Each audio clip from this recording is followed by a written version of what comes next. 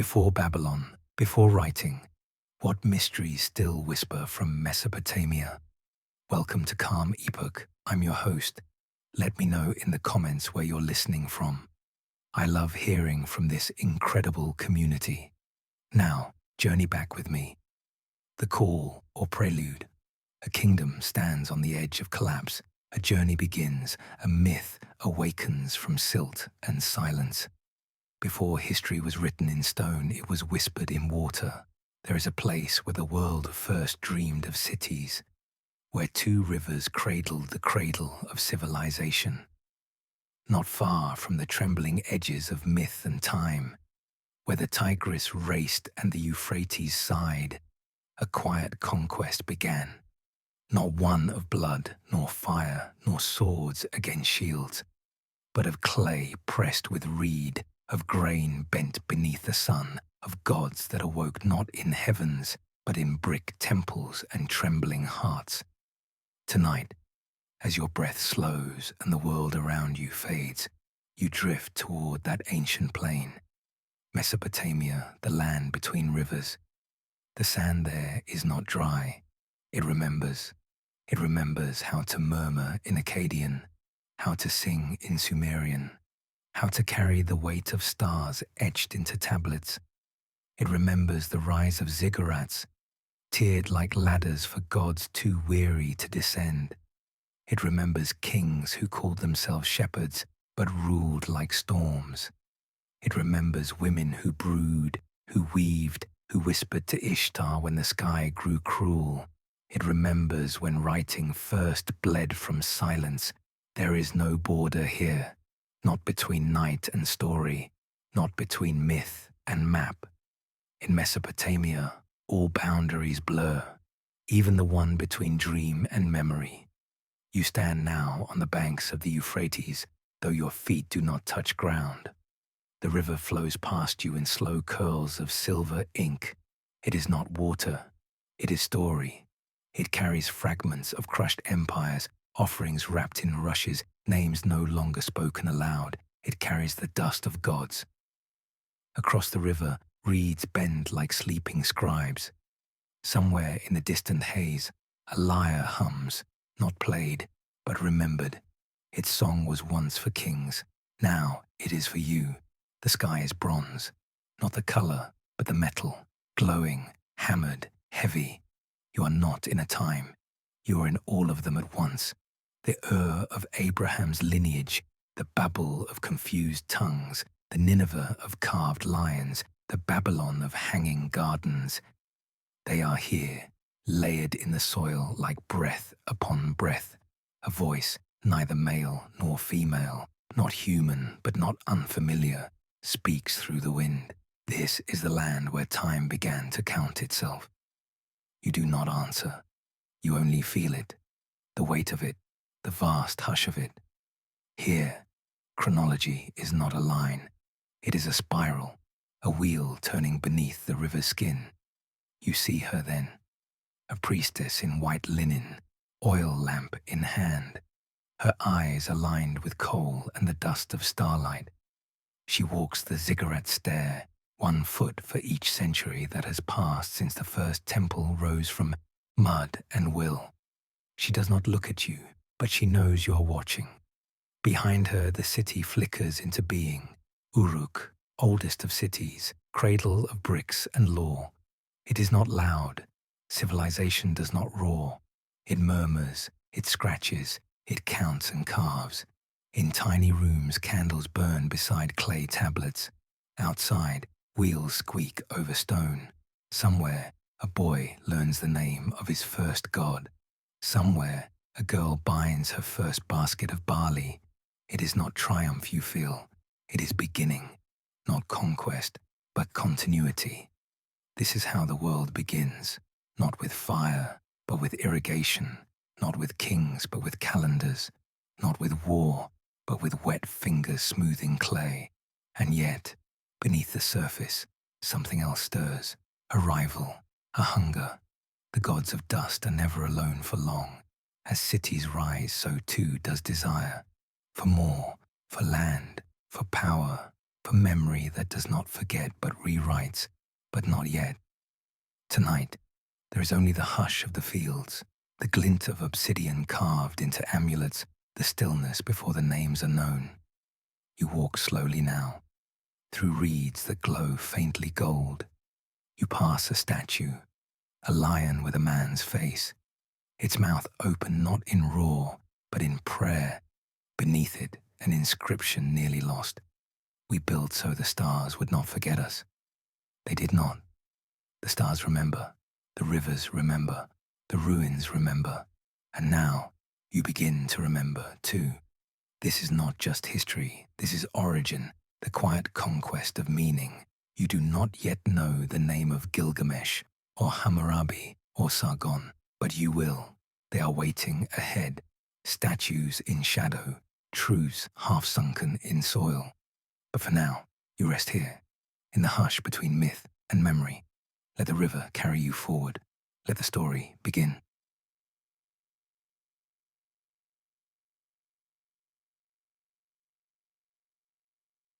In the beginning, the world remembered through firelight and voices. Mothers told stories into the dark, and children listened with wide, moonlit eyes. Memory was breath. History was heartbeat, but breath fades. Voices scatter, and even gods forget if no one writes their names. So they turned to clay. It was not marble, not gold, just river mud, soft, crude, indifferent. But in Mesopotamia, clay became sacred, not because it was beautiful, but because it could remember. Unlike the wind, it held on. Unlike the stars, it stayed near. And so the first scribes reached down, cupped the earth in their hands, and pressed it flat. They held styluses made from reeds that once sang with the current. Now they scratch marks, not letters, not yet, just impressions, wedges, lines. But meaning began to form between those strokes, meaning that could live longer than the voice that spoke it. And so, writing was born. Cuneiform, a name given later by scholars with soft gloves and Latin tongues. But to the Sumerians, it was not a system. It was salvation. It made the invisible visible. It tethered thought to the world. They wrote not poems, not first. They wrote accounts.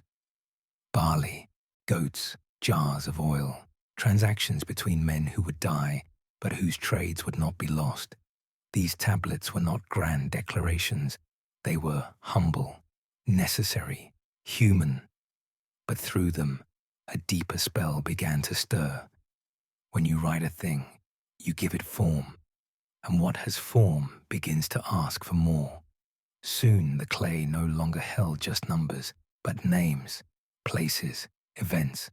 The first kings of the first cities wanted to be remembered, and clay was loyal. But before the kings, there was Uruk.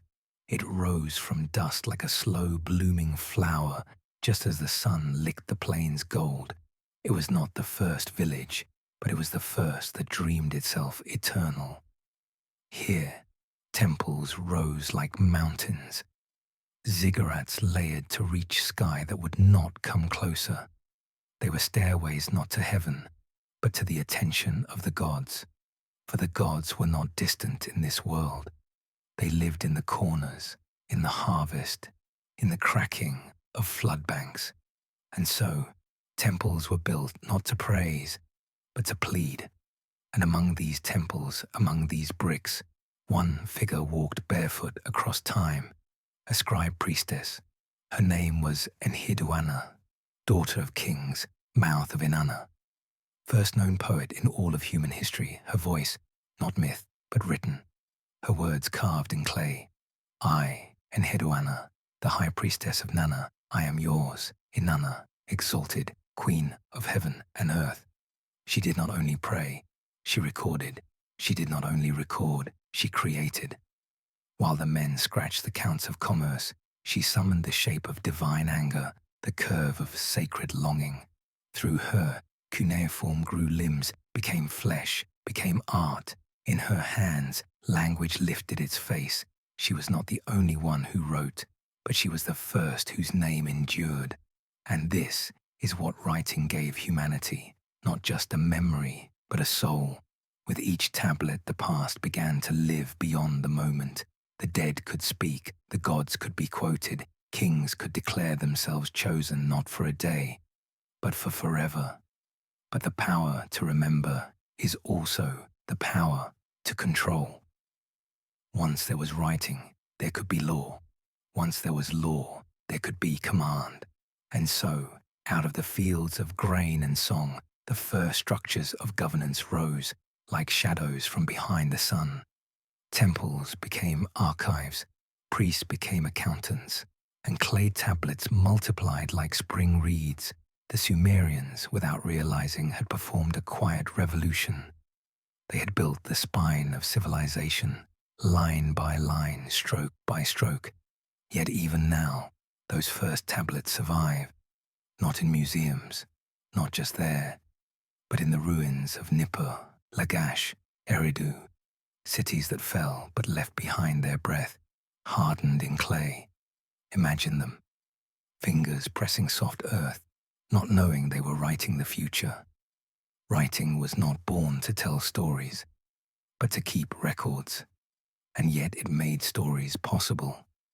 Writing was not born to name the gods, but it made gods permanent. Writing was not born to remember love, but in time it would carry that too. Everything begins humbly, even eternity. The night deepens, the rivers still whisper. In the dark of a tablet, a scribe's hand hovers, then marks the clay again. You are not just hearing history, you are walking among the first thoughts the world refused to forget.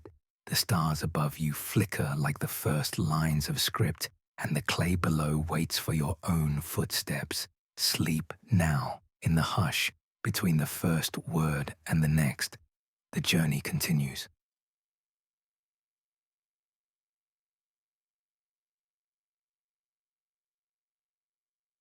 When you walk through the dust of Sumer, you are walking through prayers made permanent. There were no steel spires, no glass towers, only mud, brick, and sweat. But the cities of ancient Mesopotamia did not rise for beauty. They rose to hold the sacred, and they rose in rhythm with the rivers.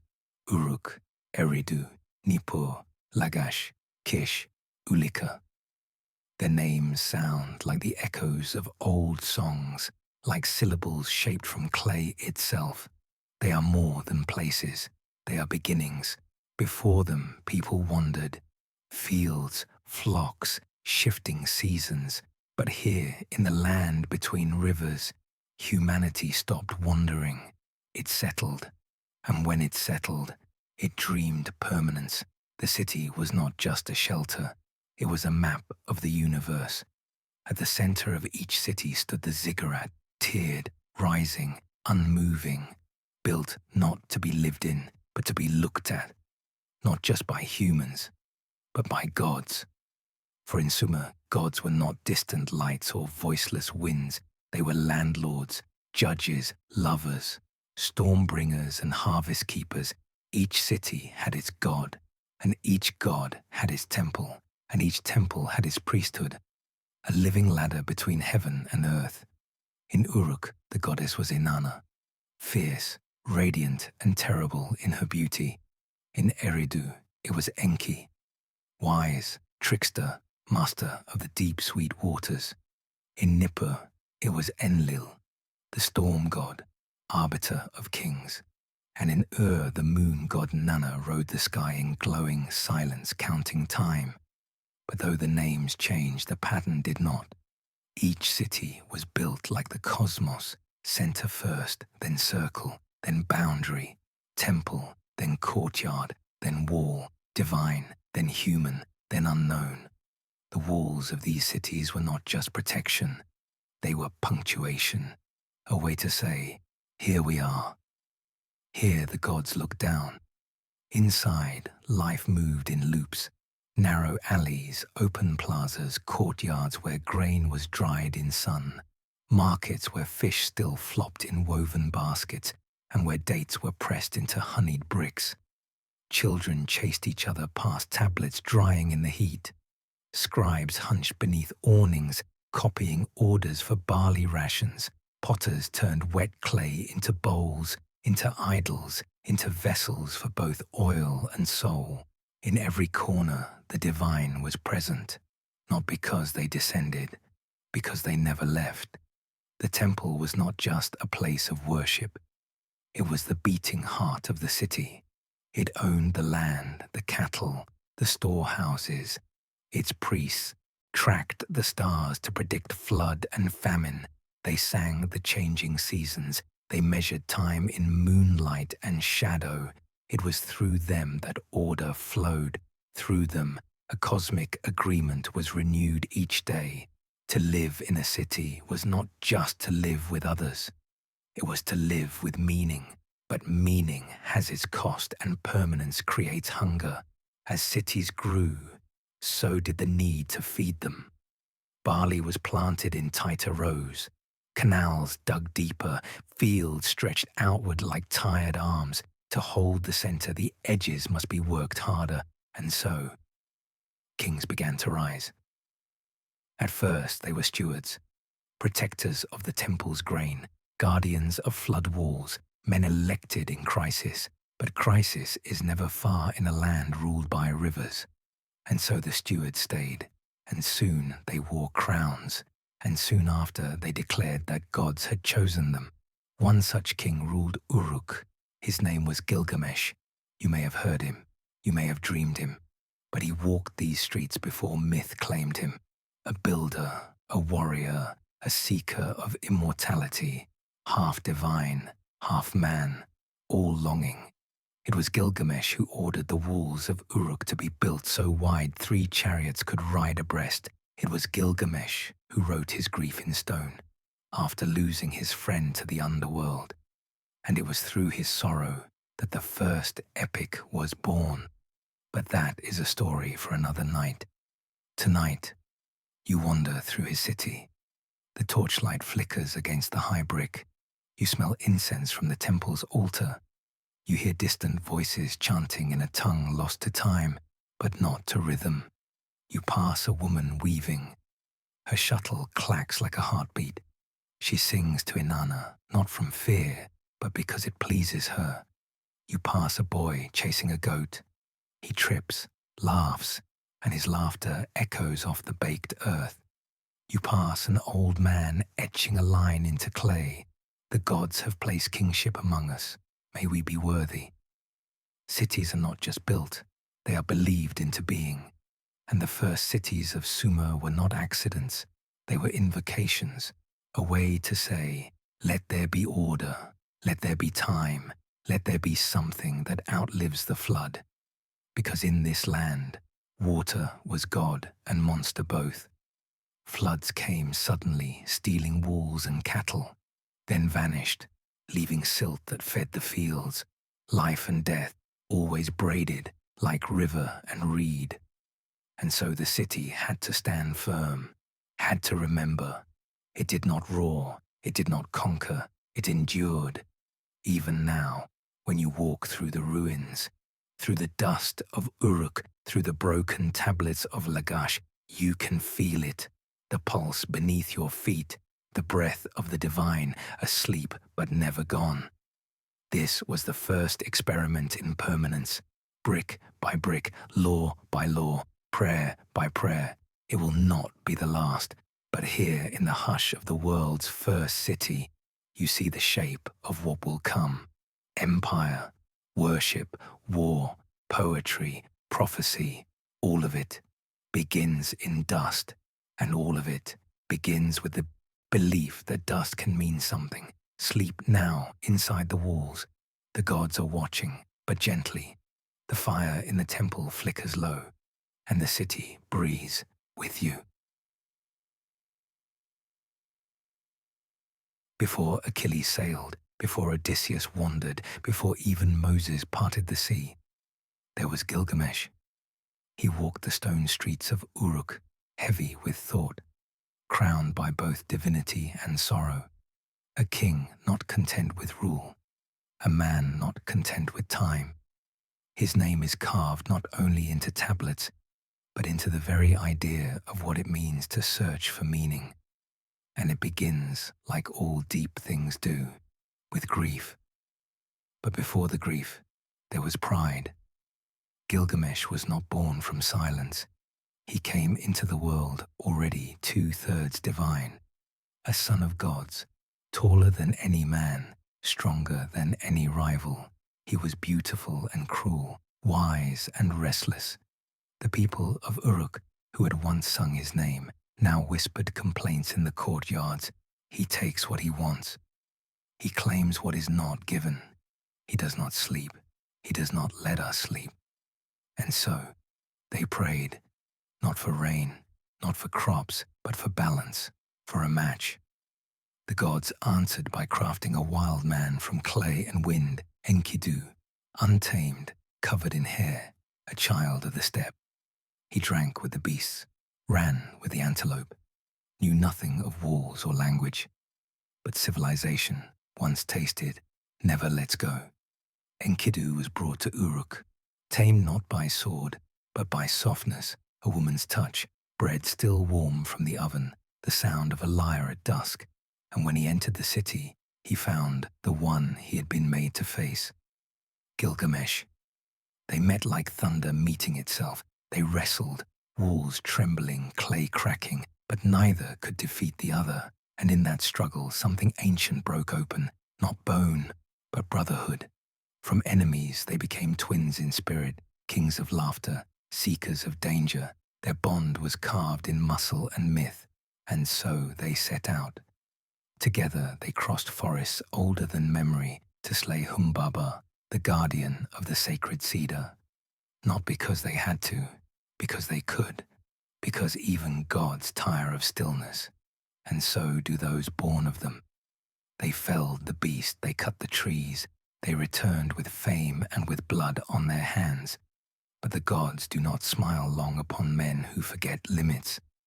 When Ishtar, goddess of love and fury, offered herself to Gilgamesh, he refused, not gently. He mocked her, listed her discarded lovers, her rage dressed in jewels. She screamed. The heavens opened. She sent the bull of heaven to punish the city, but Gilgamesh and Enkidu, bound by brotherhood, killed it, and in doing so, crossed a line not even kings should cross. The gods met in silence. The sentence was spoken.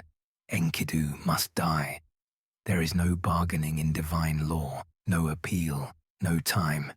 Enkidu fell ill, his mighty arms too heavy to lift, his eyes dimmed, his dreams haunted. He cursed the gate they built, he cursed the forest, he cursed the gods, and then he was gone. Gilgamesh, who had never knelt to any man, now fell to the ground, broken. He wandered the streets of Uruk, tearing his hair. He wandered past the ziggurat, past the city walls he himself had built. Must I die too? He cried to the wind. Will I not live forever? Is there no way out of this end? Thus began the true journey, not of conquest, but of quest. He left his crown behind, wore skins, crossed deserts, spoke to stones, chased the edge of the world where the sun rests its head, all to find Utnapishtim, the immortal man who survived the flood before floods had names. Gilgamesh, the king who built Uruk's walls, now wandered like a beggar through silence. He killed lions with his bare hands. He wept before mountains. He begged the scorpion men at the gates of Mashu to let him pass into the land where the gods do not look. At last, he found Utnapishtim, old, still, quiet. And he asked the question we all ask when someone we love disappears. How do I escape death? Utnapishtim told him the story of the flood, how the gods once grew tired of mankind's noise and washed the world clean, how one man was warned, how a boat was built, how a dove was sent, how silence returned. He told Gilgamesh that immortality was not a reward, it was a burden. But still, he offered a test. Do not sleep for 6 days and 7 nights. Gilgamesh closed his eyes and immediately slept. When he awoke, he wept again, not in fury, in surrender. Still, Utnapishtim, moved by pity, offered a secret, a plant at the bottom of the sea that restores youth. Gilgamesh dove, found it, clutched it, but on the journey home, as he bathed in a clear pool, a serpent rose silently and took it. No battle, no roar, just a ripple, and it was gone. So Gilgamesh returned to Uruk, no longer king of glory, now king of understanding. He looked upon his city, its walls high, its bricks warm in the sun. He saw its markets, its temples, its gardens, and he whispered, "This is what will endure. This is what I leave behind." Not his name, not his flesh, but his city, his story, his sorrow. The first epic was not written to celebrate, it was written to mourn, and in mourning it became immortal. Tonight, you drift beneath ancient stars. You walk beside a king who lost everything, and in doing so, became more than a king. The clay remembers his grief. The wind still carries his questions. And as you breathe slower, as your thoughts dissolve like old tablets in rain, you carry his words with you. There is no permanence, but there is memory, and there is story. Sleep now with Gilgamesh.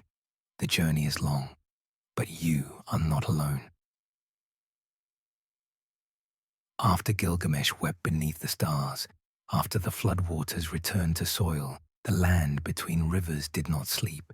New cities stirred, old ones crumbled, kingdoms rose like wheat in spring and fell like chaff in the wind, and among them, slow, steady, patient, Babylon began to breathe.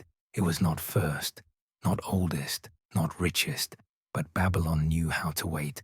Nestled beside the winding Euphrates, it watched as Sumer splintered, as Akkad blazed and flickered, as other kings came and named themselves chosen. It watched with the quiet of something that understands time. And then it moved. Its name meant Gate of the Gods. But what it offered was not only access to the divine, it promised order. And into that promise stepped a man, a king, a builder of roads, temples, and thought. Hammurabi. His beard was curled with oil, his eyes sharp as river reeds. He did not shout, he did not storm. His power was colder, the kind that chisels its way through history not with fire, but with stone. He ruled for over 40 years, but his legacy does not age. For Hammurabi gave the world one of its most enduring dreams. Law, not the kind whispered by priests, nor handed in secret by gods, but carved in stone, visible to all, fixed like stars. He understood what others forgot, that power fades, but structure holds. And so, sometime around 1754 BCE, in the heart of Babylon, a tall black stele rose like a silent judge, 7 feet high, diorite, the hardest stone the scribes could find. At its crown, Hammurabi stands before Shamash, god of justice, who hands him the rod and ring. Symbols not of weapon, but of measurement. The message was clear. I rule not because I'm strong, but because I uphold balance. And beneath that divine moment, 282 laws unfold, not musings, not prayers, but decrees. If a man puts out the eye of another man, his eye shall be put out. If a builder builds a house and it collapses and kills the owner, the builder shall be put to death. If a man steals an ox, he shall repay 5 oxen. To modern ears, they may seem harsh, cold, even cruel.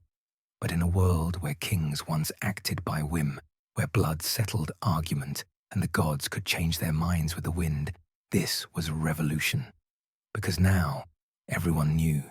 The rich, the poor, the merchant, the widow, the priest, the slave. They knew what the law said. They knew what was expected. They knew what justice claimed to be. And even if that justice bent, as it often did, It now had shape. It had memory. Babylon did not just thrive because of its temples or its grain. It thrived because it had rhythm, bureaucracy, bureau, calendar, court. It was a city that organized the chaos of life and called it civilization. And Hammurabi, like Gilgamesh before him, understood that stories alone would not endure, but systems might. He sent his laws across the land, engraved and duplicated, posted where people could see them, studied by scribes, feared by those who would defy them. He was not merely king, he was code giver, and codes, once born, do not die easily. Even now, in law schools and textbooks, Hammurabi's name remains, not as a man, but as a principle. The idea that justice could be written instead of guessed, that fairness could be copied instead of hoped for. And yet, there is a deeper rhythm beneath the law, a hum, a question. For even as Hammurabi carved punishment into permanence, the riverbanks whispered of the gods. The moon rose over temples where priests still read omens in the livers of sheep. Beneath every courtroom, the gods still waited, invisible, inscrutable. Hammurabi claimed to bring order, but Babylon always walked the line between heaven and earth. Its streets were filled with scribes and sorcerers, merchants and magicians. Its ziggurats stretched toward the sky not just to worship, but to remind that laws may rule bodies, but meaning still belongs to myth. Even the mighty code begins not with threats, but with these words. When Anu and Enlil appointed me to bring about the rule of righteousness in the land, it was never just about law. It was about cosmic harmony, as if each trial, each fine, each carved line was a ritual, not just a rule, as if Babylon knew that justice to endure must feel sacred, and so it did. Tonight, you lie beside the black stone. You trace your fingers over its cracks, its edges worn smooth by centuries of eyes. You feel the weight of balance, the hope that fairness can be shaped like clay, the sadness that even fairness fades, because the stele still stands. But Babylon does not. Its towers have fallen, its streets swallowed by sand. But Hammurabi's dream flickers in every courtroom, every constitution, every time a child says, "That's not fair." Sleep now beneath the laws. They will not protect you, but they will remember you. The journey continues. You hear it before you see it, a low roll of hooves across cracked stone, a horn not blown, but bled into, salong, haunting, alive. It is the sound of Assyria waking, no longer the gentle hum of priests measuring stars, or the hush of scribes smoothing clay. Number this is something else, a harder rhythm, a march, a furnace breath, an empire not carved in clay but in iron.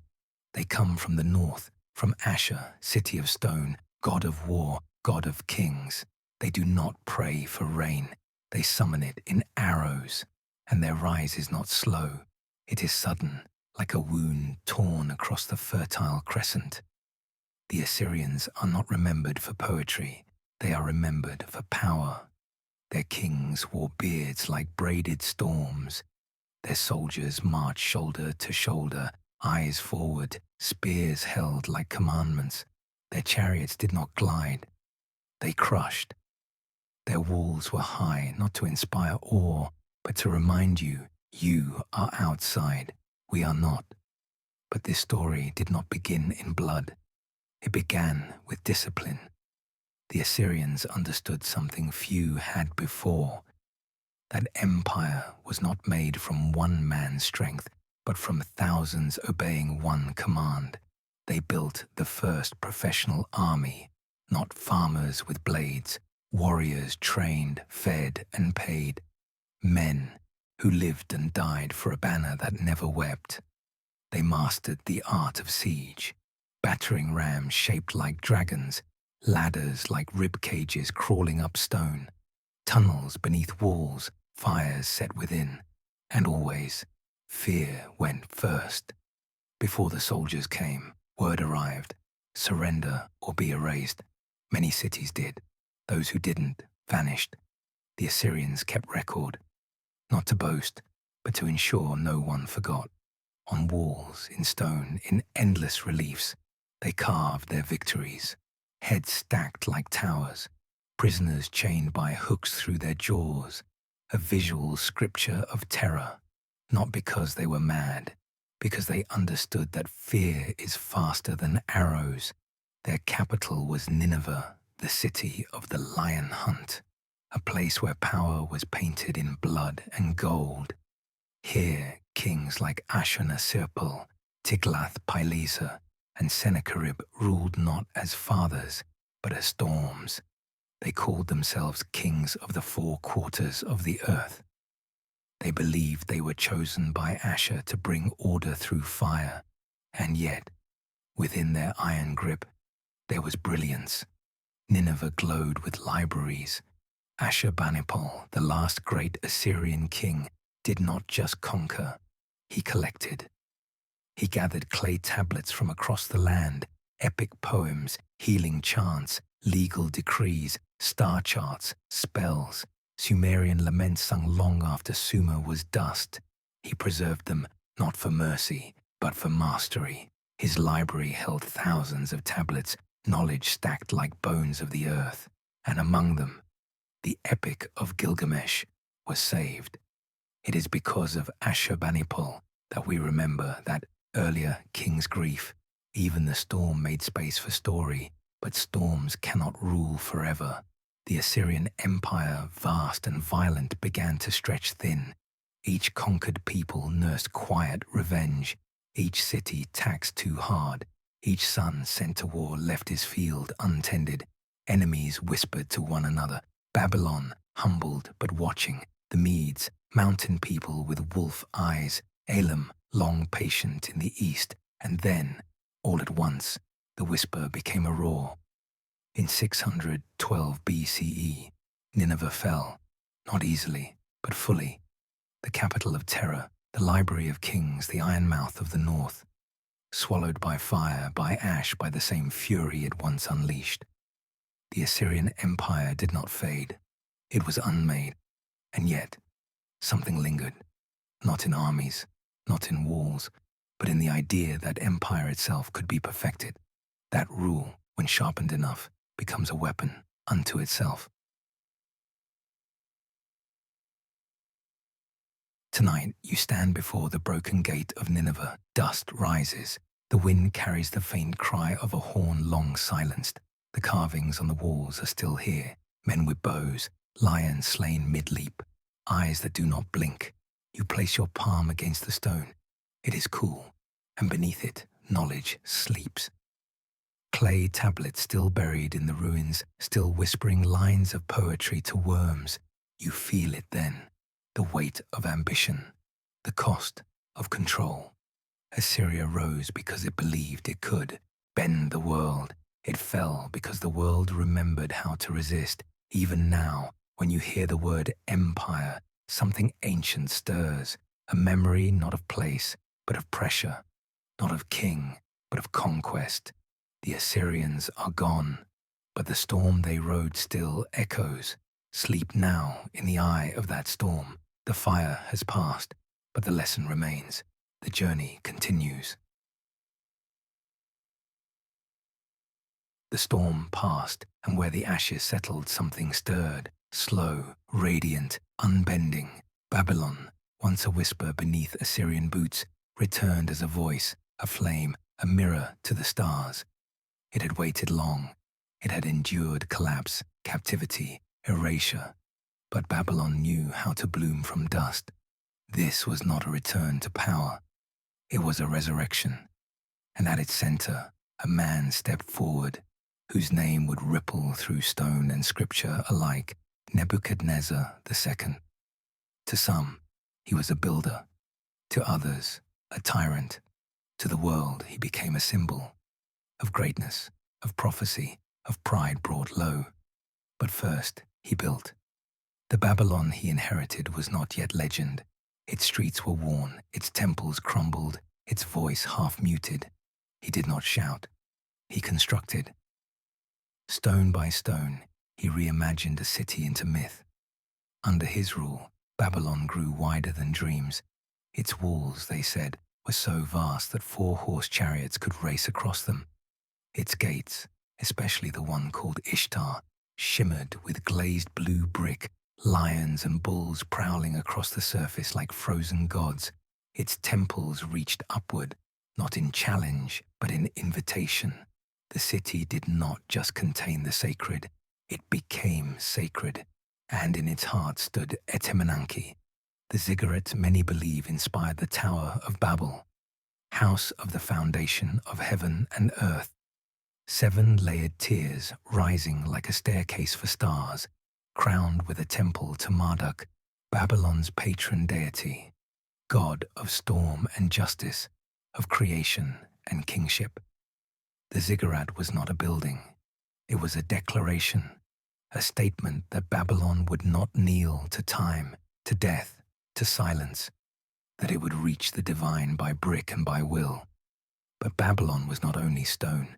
It was breath, prophecy, and garden. The ancient world spoke of the hanging gardens, tiered terraces overflowing with green, shaded pathways where water cascaded like silver threads in the sun, built, perhaps, for Nebuchadnezzar's queen, who longed for her distant homeland's hills. Whether they were real or dreamed, no one is sure. But the idea endures. A king building paradise for love, not power. A garden in the desert, a whisper against conquest, yet even paradise casts a shadow. Babylon's beauty came at a cost. Its roads were paved with conquest. Nebuchadnezzar marched armies deep into lands of prophets and scribes, most notably Judah. He razed Jerusalem, burned its temple, and carried its people into exile. This is the Babylon of the Bible, the city of dreams and punishment, the city where psalms were sung in chains, where the rivers of captivity ran thick with memory. In the book of Daniel, Nebuchadnezzar dreams of a great statue, head of gold, chest of silver, thighs of bronze, feet of iron and clay, each part crumbling in turn until a stone strikes the feet and the statue falls. Babylon the Great, they call it, mother of exiles, hammer of nations, city of pride, fated to fall. Even Nebuchadnezzar in the story is humbled, driven mad, sent to live among beasts, hair like feathers, nails like claws, until he looks to the sky and remembers who he is and who he is not. Yet whether in scripture or stone, the truth remains. Babylon dared to believe it could last forever. It was a city of tension, between glory and warning. It held both the tablet and the chain, both the garden and the flame, and that tension pulsed in its streets. Merchants passed under lion gates, priests whispered to Marduk by oil lamp glow. Exiles wept beside the Euphrates, hanging their harps in sorrow. Babylon became more than empire. It became metaphor, a symbol of what cities can be at their brightest, and what they become when they believe too deeply in their own reflection. Tonight, you walk beneath the Ishtar Gate. The lions do not roar. They watch you, golden-eyed, silent guardians of a vanished dream. The stone is warm beneath your fingers, not because of fire, but because it remembers. You follow the processional way. Its bricks still echo with sandals, hooves, drums. You see lovers in shadowed courtyards, scribes pressing tablets, a child dipping her hand in a sacred pool, not knowing her story will be scattered by time. Above you, the stars blink faintly. They once guided Babylonian astronomers who mapped the sky with precision. The world would not match for centuries. Even their mathematics endured, dividing hours into 60 minutes, circles into 360 degrees. From this city, the future learned to count. And yet Babylon fell, not in fire, not in siege, but in succession. As new empires gathered, Babylon was absorbed. Persians walked its streets, Alexander dreamed in its courtyards, but none could remake it, because Babylon was not only a place, it was a threshold between divine and dust, between permanence and pride. The city disappeared slowly, like water soaking into sand, but its name, it never vanished. Even now, when a dream grows too large, when ambition blinds the builder, when beauty is mixed with tyranny, we call it Babylon. Sleep now under its towers. Let the gardens grow wild in your thoughts. Let the lions pace through your breath. Let the stone remind you, greatness is not safety, but it is memory. The journey continues. It was not fire that brought Babylon down, not sword, not famine, not siege towers clawing at her walls. It was the river, the same Euphrates that once fed her fields, carried her boats, and cooled her temples. It returned, not with blessing, but with strategy.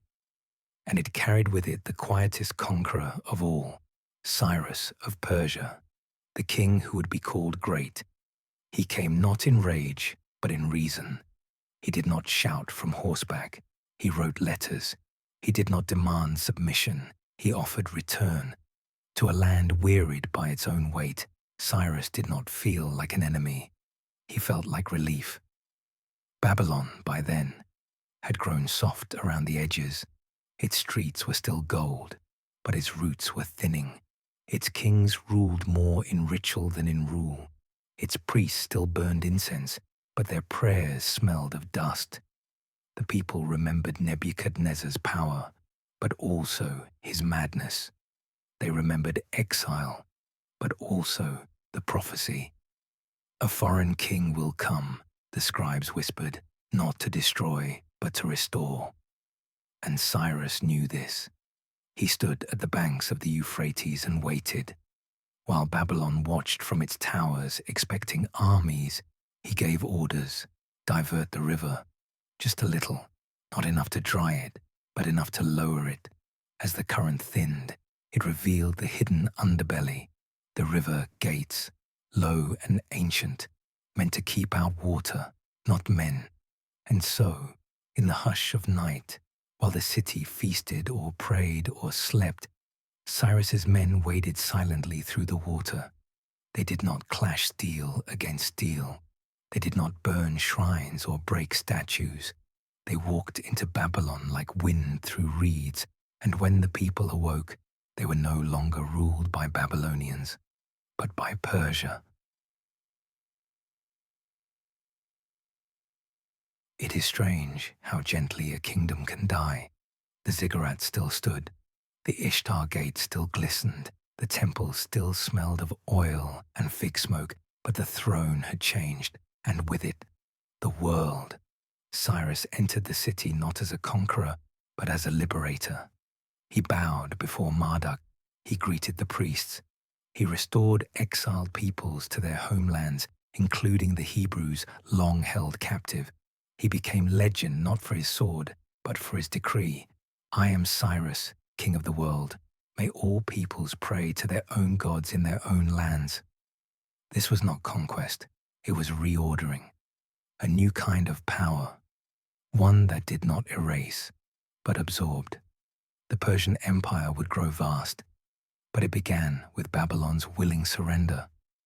It is a moment that does not make noise. It does not stamp its foot, but it shifts the river of history. For Babylon, proud, jeweled, eternal Babylon, did not fall screaming. It bowed, and in that bow, a mirror cracked, because even the greatest cities must face their reflection, not in battle, but in irrelevance. Tonight, you float in that river, not above it, within it. The Euphrates moves slow now, brushing your sides, telling its old stories in the language of water. It remembers when it carved channels for barley, when it bathed priests before sacrifice, when it cooled the foundations of Etemenanki, when it carried Persian soldiers, silent and sure, beneath the walls. The river does not take sides, it nourishes, and it destroys, because the river does not dream, only people do, and Babylon dreamed too long. You drift past the steps where captives once sat, their harps silent, past the lion gates, now patrolled by men in foreign armor, but familiar sandals, past the market, where scribes copy Persian edicts in cuneiform. The script remains, but the language is changing, and in that shift, you feel something dissolve. Not violently, not painfully, but like salt in warm water. Cyrus ruled with balance. He built roads, minted coins, allowed gods to remain in their homes. He understood that a king who listens lasts longer than one who commands. But even Cyrus the Great, was still a man. His tomb rests quietly in Pasargadae, far from Babylon, beneath a simple roof, a rectangle of stone, a few steps leading up. No gold, no roar. On its wall, once read, "O man, whoever you are and wherever you come from, for I know you will come. I am Cyrus who won the empire for the Persians. Do not begrudge me this bit of earth that covers my bones." It is the humblest grave for the greatest king, and it holds the final lesson, that even those who rule the known world become silence in the end. Sleep now in the water's lull. Let the current turn your thoughts. Let the gates close behind you. Babylon is no longer falling. It has become memory, and the river moves on. The journey continues. The gates of Babylon closed softly behind you, but the world did not shrink. It widened. Under Persian rule, the land between rivers became not a center, but a passage. A corridor through which scrolls, schedules, standards, and stars moved like breath across a sleeping body. This was no longer the age of single cities, no longer the rule of one walled jewel amid chaos. This was the age of empire soul, not just seized, but organized. Cyrus may have opened the way, but it was Darius the Great who refined it. He did not conquer new lands with a sword. He conquered distance. The Persian Empire stretched from the Indus River to the Aegean Sea, from the peaks of the Zagros Mountains to the deserts of Egypt. It was a land too large for shouts, too wide for memory alone. And so Darius built something more durable than conquest, a system. He carved into stone and air the royal road, 1,700 miles of packed earth and marked stations. From Susa to Sardis, riders changed horses every few leagues, messages flying faster than armies. A letter left at dawn in one city could be read by firelight in the next before sleep. They called it the Angarium, the courier system. But what it really was a nervous system for empire, and it pulsed with scrolls, not tablets now, but parchment, reed pens, wax seals, soft and swift, able to fold, able to cross mountains. The scroll became a new kind of blade. It could change governors, change laws, unmake rebellions. And unlike war, it could be copied. You hear it now, the whisper of scribes in dozens of tongues, each translating the king's decree into Elamite, Akkadian, Old Persian, Aramaic, because the Persians understood that to rule an empire, you had to listen to its languages. You had to send the word before the sword. And above it all, like a breath held eternally, the stars. The sky became not just a temple ceiling, but a clock, a map, a guide. The priests of Babylon, now Persian officials, charted the heavens with deliberate precision. They watched the moon swell and vanish. They named eclipses not as omens, but as patterns. They knew the year. They knew the solstice. They knew the dance of Venus and Mars, the zodiac. A ring of signs still whispered in modern breath was born in their charts. They did not worship the stars, they measured them, because in measuring you tame chaos. And the Persians, wise in wind and stone, understood the power of order. They did not destroy Babylonian knowledge, they archived it. In temple rooms and palace corners, scrolls were stored in ceramic jars. Astrology, medicine, mathematics, myth, even the old Sumerian hymns, 500 years silent, were copied again, now beside new texts about canals and taxes.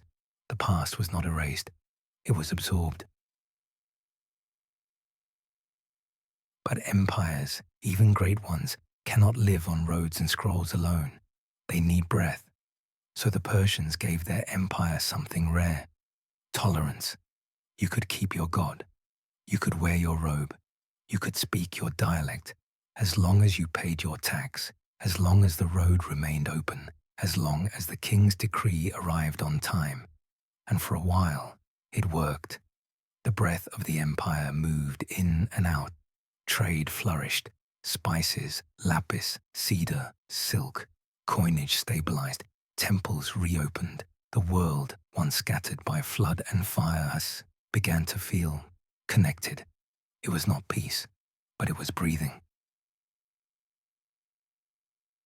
Tonight, you ride with the courier. The hooves beneath you are rhythmic, predictable, like the pulse in your neck. You carry a scroll sealed with wax. You do not read it. It is not yours to know, but you feel its weight. The weight of a king's word, of a policy, of a promise, of a punishment. You pass way stations where fires burn low. A child looks up from her clayboard, studying her glyphs by oil lamp. You pass fields striped with barley. You pass shrines where incense still curls toward stars. Above you, Orion watches. The moon carves silver onto the road. You are not alone. You are part of something that stretches past sight, not a kingdom, but a system of meaning. And in this moment, you realize something strange. It is working, not because it is perfect, but because it moves. The scroll, the road, the star, the breath, together they held the empire for a generation more. Darius ruled, Xerxes followed. Others came and tried to expand the frame, but the edges would fray. Empires breathe, but they also exhale. And in time, another wind would rise from the west. Another horse would gallop across this road. Another man would seek to conquer, not with scrolls, but with fire. But not yet. Tonight, the road holds. The stars remain steady. The scroll is unbroken, and the empire breathes. Sleep now under the arc of that sky. Let the road unfold behind your eyes. Let the scrolls rustle like leaves in your thoughts. Civilization is not a wall. It is a breath. And for now, it moves through you. The journey continues.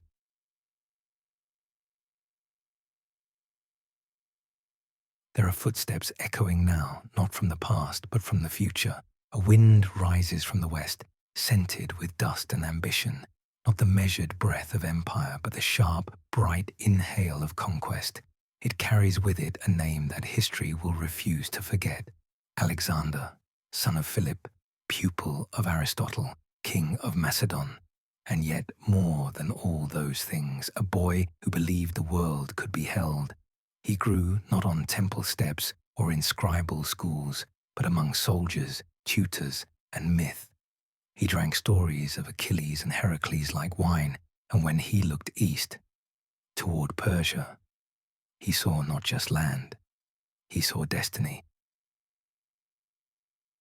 By the time he crossed the Hellespont in 334 BCE, Babylon was quiet beneath Persian rule. Its walls still stood, its stars still turned, its gods still glowed faintly behind temple veils, but its will, that old Babylonian fire, had dimmed. Alexander did not come as a barbarian. He came dressed in legend. He moved with speed and precision, smashing Darius III's forces at Issus, marching down the coast, through Tyre, into Egypt, crowned Pharaoh, son of the sun. And still, always, his gaze turned east, to Babylon, to the city whose name still echoed with godlight, to the center of the world's dream. When he finally entered Babylon in 331 BCE, there was no battle, no siege. The gates opened, the priests welcomed him, the people whispered that the gods had returned in Greek form, and perhaps in that moment they had. Alexander did not burn the temples. He restored them. He offered sacrifice to Marduk, walked the processional way, knelt in the shadow of the ziggurat that had once reached for the sky. He called Babylon one of his capitals, not to destroy it, but to become part of it.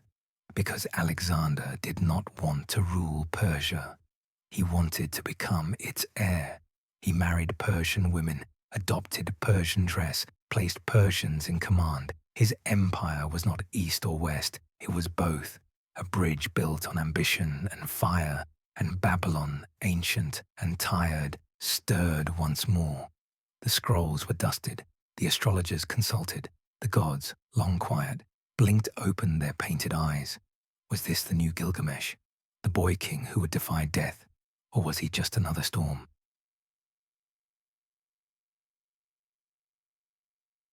In the palace gardens of Babylon, Alexander walked alone. He looked not at his generals, but at the stars. He asked the priests, "What do they say of me?" They hesitated. The signs were dark. Mars rose in a place it should not. A lunar eclipse shadowed the ziggurat. But no one spoke plainly. Who could speak of endings to a man still burning with conquest? He was already dreaming of India, of oceans with no shore, of founding a city that would outlast the sky. But empires do not fall only to armies. They fall to fevers. In June of 323 BCE, Alexander, conqueror of the known world, collapsed in Babylon, not in war, not by blade, but in a room heavy with incense and sweat. For days, he could not speak. His generals hovered. The priests watched the moon. The people held their breath. And then, he was gone. 32 years old. No heir, no plan. The man who dreamed of eternity became ash in a city older than his language. But Babylon did not cheer. It did not rise. It had seen too many conquerors, and it knew now that every empire dreams of being remembered. That is their great weakness. Alexander's body was sent west, but part of him remained, in scrolls, in statues, in dust. The city held his echo like it held so many before. One more king, one more flame, one more god who could not outlive his name. Tonight, you walk with him, not Alexander the Great, but Alexander the Silent. You follow his footsteps past the Lion Gate. The torches flicker in the corridors. The stars above spin like golden coins tossed into dark water. You hear his voice, not as command, but as a question. Was it enough? Not the land, not the titles, but the meaning. Did he become legend, or did he simply join the others in Babylon's long, quiet scroll? The wind is soft now, the Euphrates glows in moonlight. The palm trees do not remember, but the clay does. It remembers his boots, his dreams, his fall, because Babylon does not speak. It preserves. It lets the world pass through it, like a lens, sharpening what is real, blurring what is not. Alexander passed through. He burned, then vanished. But in his wake, the old city sighed again, then closed its eyes. Sleep now in the room where kings fell, not in defeat, but in silence. Babylon holds no grudges, only names. The journey continues. There are endings that come with thunder, and then there are endings that arrive like dusk, quiet, gradual, unnoticed at first, until the shadows are too long to ignore. Babylon's ending was not one of fire. It was not raised in a single day. It was something softer, something slower, a fading, not a fall. After Alexander, Babylon no longer belonged to herself. She became a trophy passed from one hand to the next. The Seleucid kings who claimed Alexander's memory like a crown moved the capital away to Seleucia on the Tigris, where the buildings were newer, the water faster, the streets straight as blades. Babylon remained, but not as a queen, as a relic. Her temples stood, but the offerings grew scarce. Her priests sang, but fewer answered. Her scribes still pressed clay tablets, but they were now echoing silence. Even Etemenanke, the great ziggurat that once reached toward the stars, began to crumble. Not all at once, but piece by piece, brick by brick, rain seeping between joints, vines curling up the ancient steps, goats wandering through what had once been the stairway to heaven. The gods, once loud, grew quiet. Marduk, who had stood at the center of Babylon's soul, was no longer worshipped by kings. His festivals dimmed, his statues dusted but untouched. Babylon had become a memory within a memory, and yet she still endured, because memory is stubborn, and clay, when baked, does not forget. By the time the Parthians took control, Babylon was barely breathing, no longer a capital, no longer even a city in full, just quarters, shrines, a marketplace that remembered how to hum. There are records from travelers, Greek, Roman, Persian, who visited the ruins of what had been. Some stood where kings once ruled and found only shepherds. Others climbed the ziggurats' broken tiers and found hawks nesting where priests once prayed. The streets still bore names, but the people who carried them did not understand what they meant. The city had become a shell, not hollow, but echoing, a place where time folded inward. The Romans came and went. The Parthians ruled and fell. New empires rose, Sassanids, Arabs, Caliphs, and eventually the hands of archaeology. But Babylon did not return.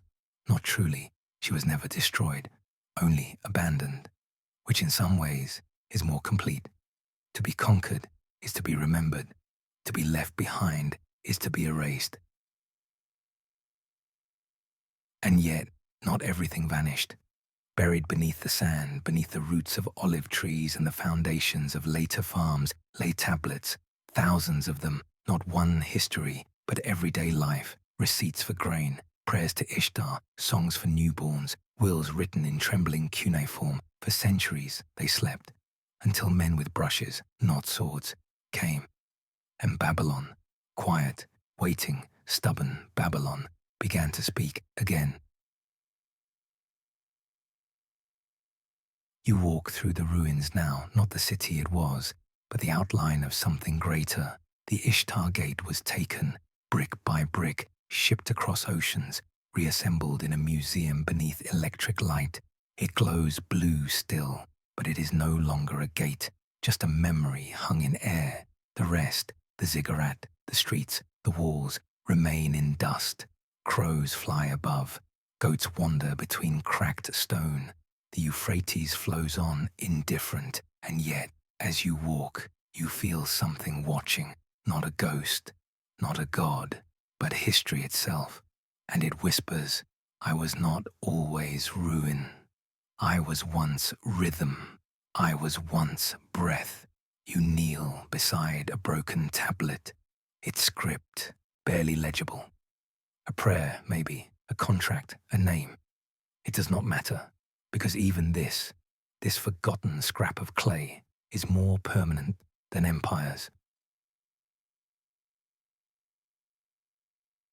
Babylon did not end in a single moment. It ended again and again, each time someone turned away, each time the priest locked the temple for the last time, each time a child forgot the name of Marduk, or Inanna, or Gilgamesh, and yet it also endures, in words, in myth, in the architecture of law and empire.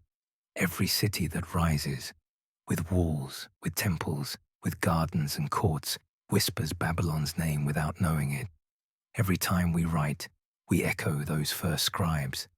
Every time we measure a degree, or count in base 60, we carry her system. She is not gone. She has simply become foundational. Tonight, you rest among her stones, not alone. The wind brushes over your skin like a soft palm. The stars, still in their same places, turn slowly above. You can almost hear the footfall of an ancient priest, the rustle of barley, the crackle of a clay tablet hardening in the sun. It is peaceful, not triumphant, not tragic, just still, as if the city has finally exhaled. Sleep now beneath the open sky. You are lying in the bones of the first civilization, and they are not cold. They are warm with memory. The ziggurat may be dust, the gods may be silent, but Babylon is not gone. Not in the ways that matter. The journey continues. Long after the walls crumbled, long after the gods fell silent, long after Babylon was abandoned to dust and wind, the clay remained. Not the bricks of temples or the slabs of ziggurats, but smaller things, fragile things, things made not to last, but to remember. Tablets, thousands of them, shaped by hand, dried in the sun, baked by fire or by accident, slipped into storage rooms, dropped in cellars, buried in ash. They should not have survived, and yet they did. Because clay, once hardened, becomes a kind of stone, and stone, unlike empire, forgets slowly. The clay did not boast. It did not carry jewels or gold. It did not sparkle. It did not demand notice. It waited. And while kings came and went, while languages rose and vanished, while temples became fields and ziggurats became nests, the clay held its breath. Inside its wedges and lines it carried a world, the price of a goat, the schedule of a priest, a hymn to the morning star, a poem to a dead friend, a riddle, a spell, a law, even the names of kings who had become nothing more than broken statues. The clay outlived them all. For centuries, the tablets lay in silence. The world forgot how to read them, forgot the meaning of cuneiform, forgot what Sumer was, what Akkad meant, who Inanna had been. The tablets slept beneath fields, beneath mosques, beneath towns whose people walked above history with no knowledge of the words buried at their feet. And then, in the 19th century, curiosity stirred. Men with tools and dreams came to the desert. They wore wide hats and carried notebooks. They spoke French, English, German. They dug, not for gold, but for meaning. At places with names long faded, Nineveh, Babylon, Lagash, Nippur. They found them, small, cracked, sometimes unreadable, sometimes whole, a flood of clay voices. At first no one understood. The script looked like bird tracks, scratches on brick, random, meaningless. But language has memory too. Scholars began to piece it together, a sign here, a phrase there, and soon the tablets began to speak again. One tablet held a flood story, a man warned by the gods, a boat, a dove, a world wiped clean, and scholars paused, because they knew this story, but not from Babylon. They knew it from the Bible. Another tablet spoke of a king, half god, half man, who lost his friend and searched for eternal life, who wandered the wilderness, who asked the gods, why must we die? Gilgamesh, the first epic, the first grief. The world had forgotten him, but the clay had not. And as his words were translated, line by line. He returned, no longer buried, now breathing again. More tablets emerged, contracts, prayers, curses, dreams, voices of merchants, midwives, kings, widows. They told us not just of events, but of emotions, fear, love, jealousy, hope.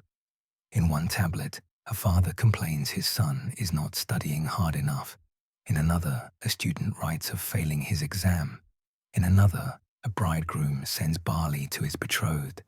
They were not different from us. They simply spoke in mud.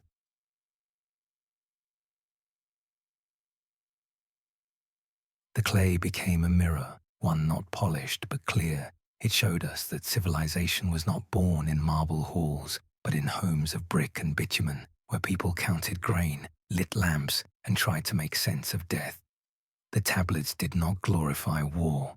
They documented rations. They did not record legends only. They recorded life. And that, perhaps, is their miracle. Not that they survived, but that they captured what it meant to live. Today, you can see them, behind glass, in climate-controlled rooms, handled with gloves, the British Museum, the Louvre, the Pergamon, the Iraq Museum in Baghdad, each holding pieces of a world once lost, a contract sealed with a reed, a map of stars etched by hand, a hymn to a goddess whose name once shook cities, and yet, many tablets still lie where they fell, untranslated, unknown. Some have been looted, some destroyed, some used as doorstops, some lost again to time. History is fragile, and clay can only wait so long. But tonight you sit beside one, not in a museum, but in your mind. You hold it in your palm. It is small. It fits perfectly, like something meant to be touched. You run your finger along its edge. You feel the grooves. You do not know the language, but you know the intention. Someone, 3,000 years ago, pressed a stylus into wet earth, not to be remembered, but to record, to fix a moment, to make a thought last longer than breath. And they succeeded, because now you're here, listening. Sleep now with the clay beneath your pillow.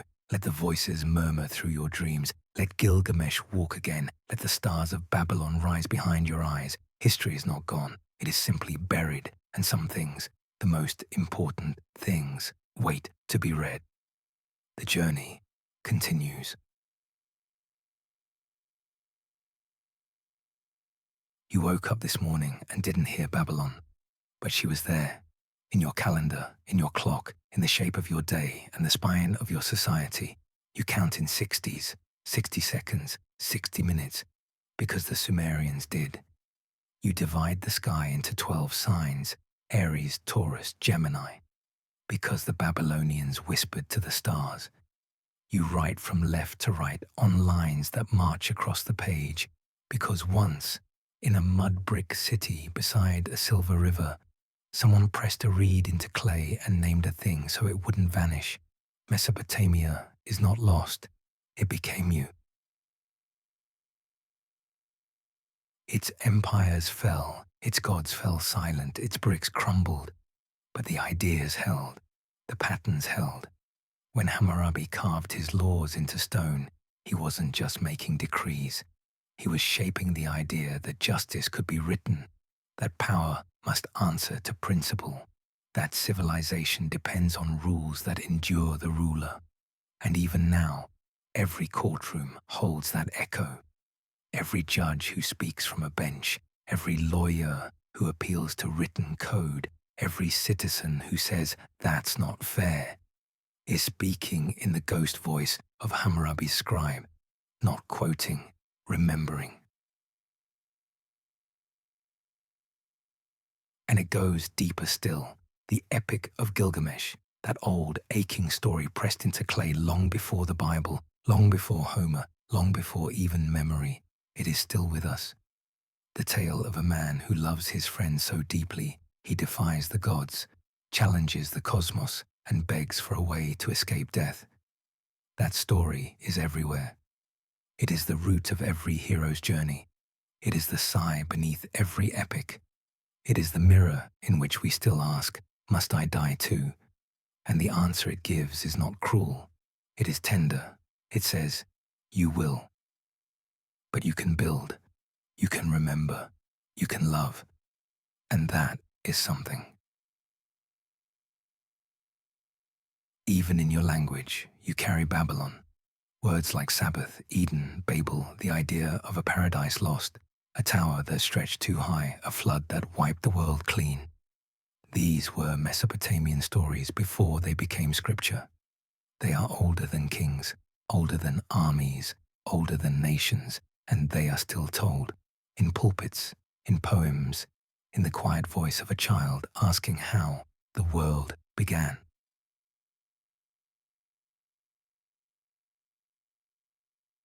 You live in houses, you track time, you grow grain, you divide land, you write things down, you speak of justice and a meaning, and these too are Mesopotamian inventions.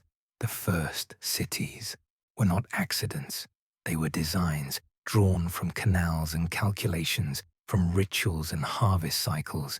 They made the wild predictable. They said, here is a boundary, here is a plan. Here is how we live together without tearing each other apart. They dream not of war, but of order.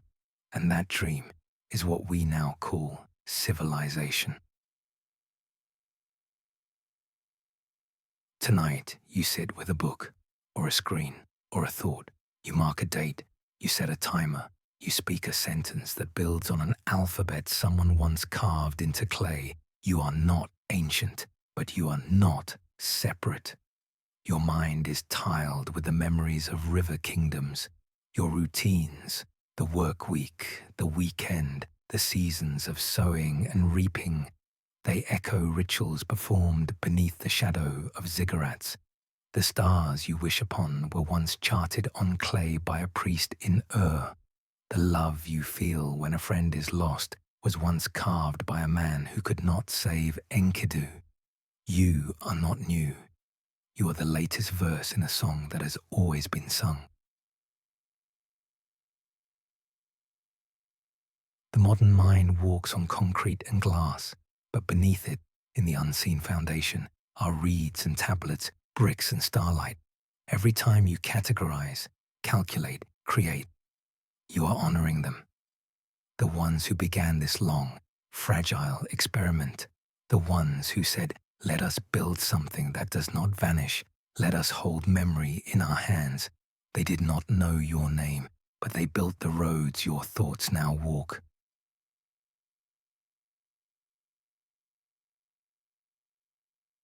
Sleep now in that knowledge, not in nostalgia, but in reverence.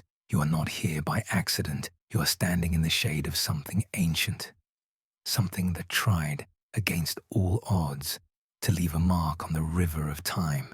And it did.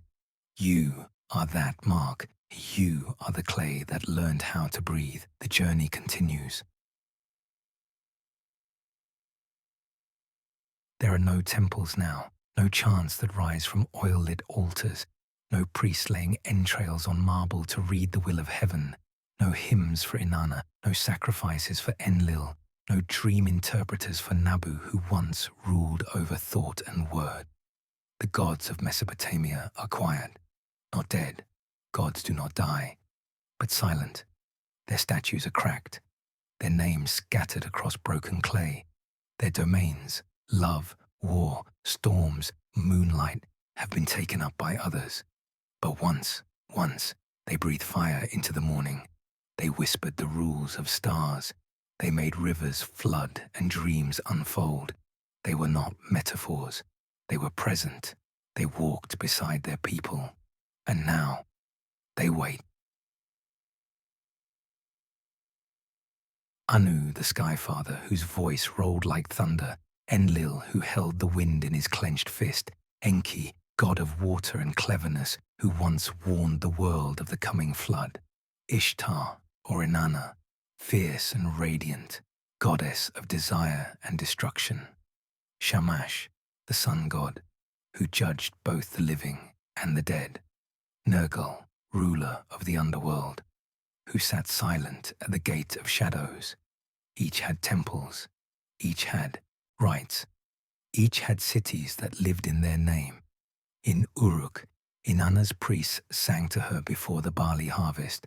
In Nippur, Enlil's breath was invoked before kings were crowned. In Sippar, Shamash's tablets glowed with golden lore. The gods were not stories, they were systems. They explained suffering, they balanced chaos, they gave the world shape, but shapes, like empires, can dissolve. So what happened?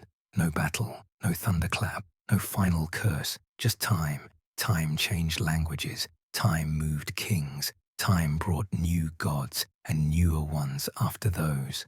When the Persians came, they brought Ahura Mazda. When the Greeks came, they brought Zeus. When the Romans came, they brought Jupiter. And when the desert winds carried the breath of prophets, new names for the divine filled the temples. The old gods were not defeated, they were simply left behind.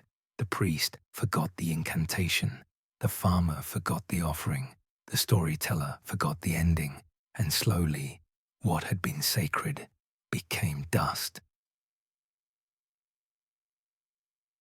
But dust is not empty, beneath it meanings hide. Archaeologists found their names on tablets, scholars pronounced them again, museums lit them with soft bulbs and delicate labels.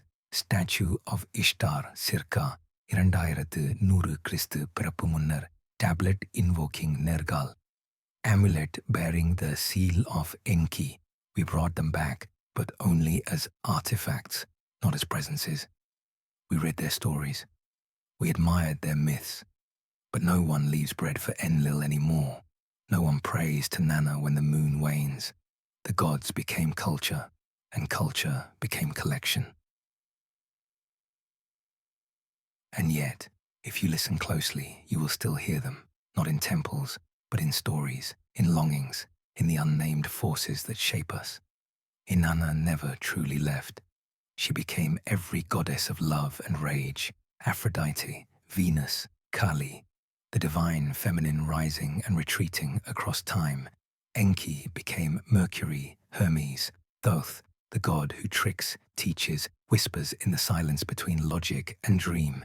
Shamash became Apollo, Nergal became Hades, Tiamat, the mother of chaos, became every dragon slain in every tale. We renamed them, but we did not unmake them, because the gods, even in silence, linger. Tonight, you walk through a ruined temple. The stars are cold. The wind carries the smell of sand and smoke. The columns are broken, but the floor still holds the pattern of ritual.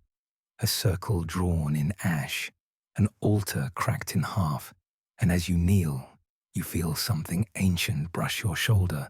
Not a hand, not a presence, but a memory. Something once loved here, something once feared, and maybe that's what gods really are, not beings, but the names we give to the deepest things we cannot hold, the trembling before war, the ache of love, the terror of death, the silence after grief, the light that enters a room and makes you weep without knowing why. The gods of Mesopotamia are not worshipped, but they are not gone. They live in your longing for meaning. They breathe in the rhythm of your questions. Why do we suffer? Why do we die? Who watches when I am alone? Every time you ask, you are standing in their temples again. You are offering them something more precious than oil or incense. You are offering attention, and that, more than anything, is what gods crave. Sleep now with the gods beside you, not to be feared, not to be followed, but to be felt. They do not need you, but they remember you because once you carved their names into clay, you built their houses brick by brick, you lifted your face to their stars and asked them to see you, and maybe they still do, even in silence.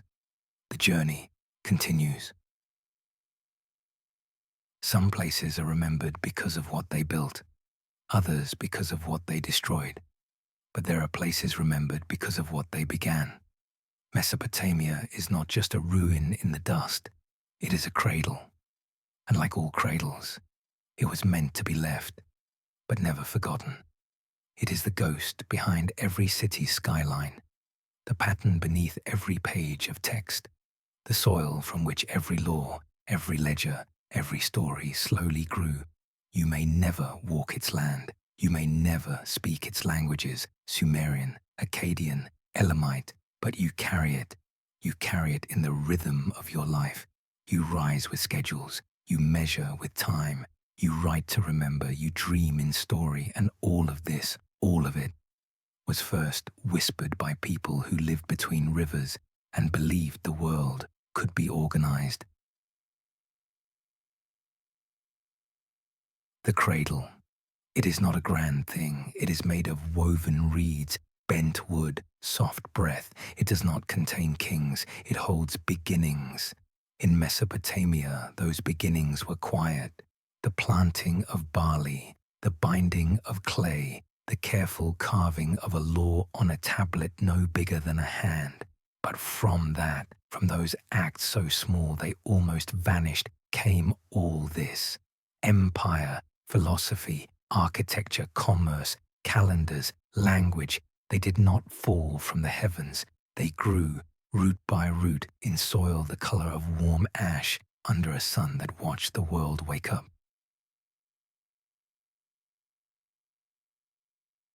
And like a ghost, Mesopotamia does not demand attention. She does not scream her legacy. She waits, as always, beneath things, like the foundation stone no one sees, but which holds the whole building upright. Walk through any modern city, and she is there, in the contracts signed in courtrooms, in the symbols on your keyboard, in the straight lines of streets, in the ledgers of banks, in the maps, the minutes, the months, not visible, but structural, not remembered, but relied upon. The ghost of the beginning still holds the cradle. But ghosts do not only appear in systems, they appear in questions. Mesopotamia was the first to ask them, what is justice? What is power? What is memory? What do we owe the dead? Can we stop time from taking everything? These are not ancient questions. They are eternal. They appear every time a city is planned, every time a child asks why the sun returns, every time someone looks at the stars and wonders if we are alone. The people of Mesopotamia did not give us answers. They gave us the structure to ask, and that may be more sacred than any temple. There is something humbling about this, that the greatest achievement of an entire civilization was not its towers, not its kings, not even its stories, but the idea that life can be made legible, that chaos can be shaped, that time can be tracked, that words can be preserved. They did not aim to conquer the world, they aimed to understand it, and in doing so, they laid the foundation for every civilization that followed. You sit now at the edge of the cradle. The reeds are brittle, the wood is cracked, but it still rocks gently in the dark, not empty, not abandoned, just waiting. The ghost of a scribe sits beside you. His hands are stained with clay. He asks nothing of you. He only looks and wonders what the world became. You tell him, we still write, we still plant, we still build, we still grieve, we still love. And in your voice, he hears his own, because you are not far from him. You are a link in the same long chain. The ink has changed, but the impulse has not, to name, to hold, to endure. Mesopotamia is not a chapter. It is the introduction. And though the lines have grown long and winding, though the languages have changed, though the cities have fallen, we are still writing the same story. A story of people trying to live together, trying to make sense of nature, trying to honor the past, and dream forward. You do not need to remember every king or every god or every tablet. It is enough to remember this: the first breath of civilization came from that land, and we are still breathing it.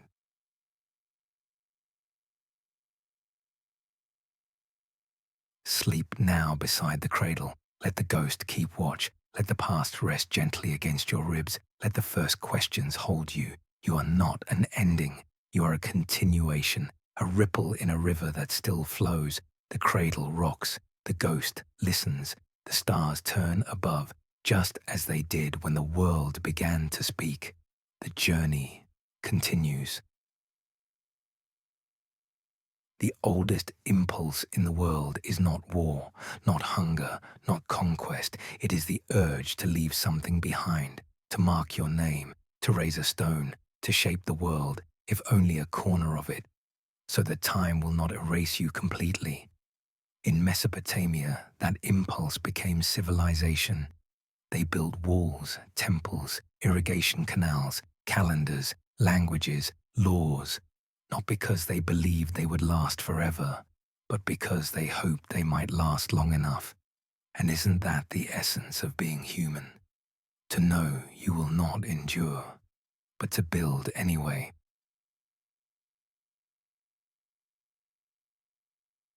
The builders of Uruk pressed mud bricks beneath a sun that would one day burn their city to dust.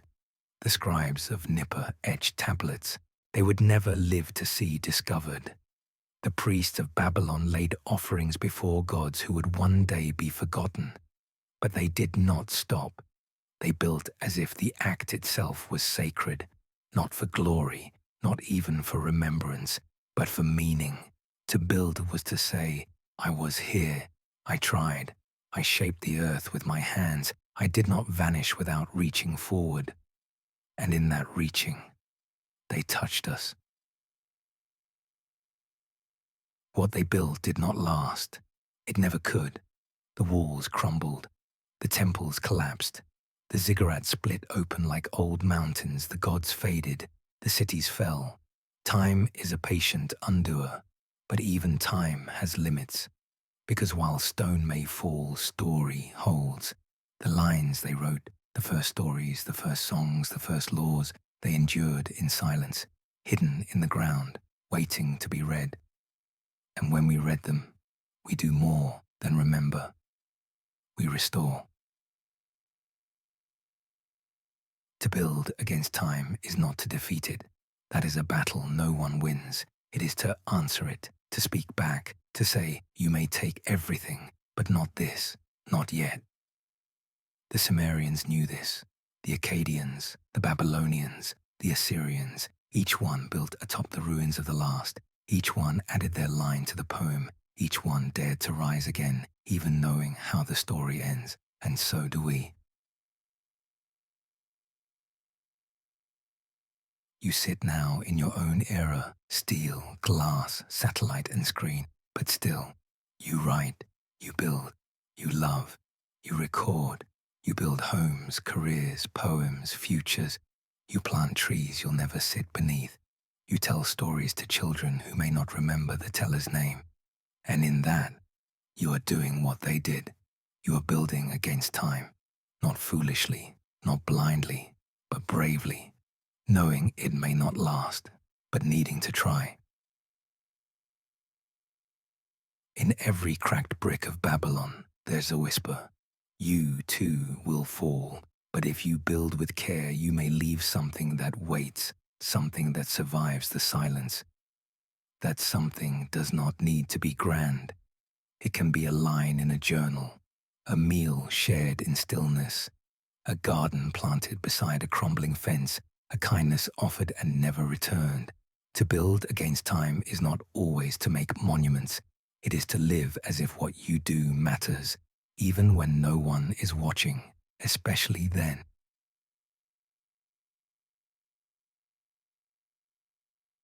The builders of Mesopotamia are gone, but their fingerprints remain on every tablet, on every law, on every story passed from one mouth to another across the ages. They are proof that time is not only a destroyer, it is also a carrier, It forgets, but it also remembers. It buries, but it also reveals. It wears down, but it also polishes. And sometimes, against all odds, it delivers a whisper to the far edge of history. That whisper is what you are hearing now.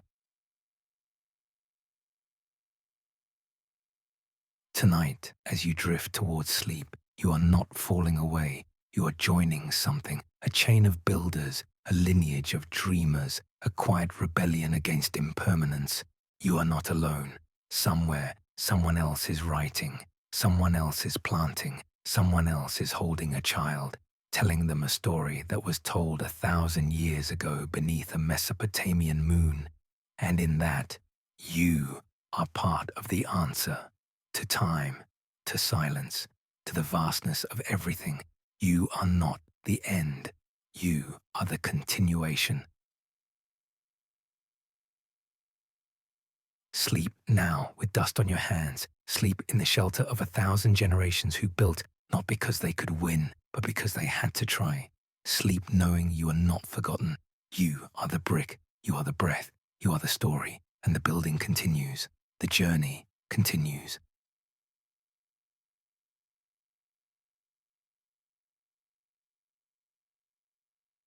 Before the cities, before the kings, before the clay knew the press of a stylus, there were rivers, the Tigris, the Euphrates, twin serpents of silver carving their way across the land, shaping the rhythm of breath, flood, and harvest.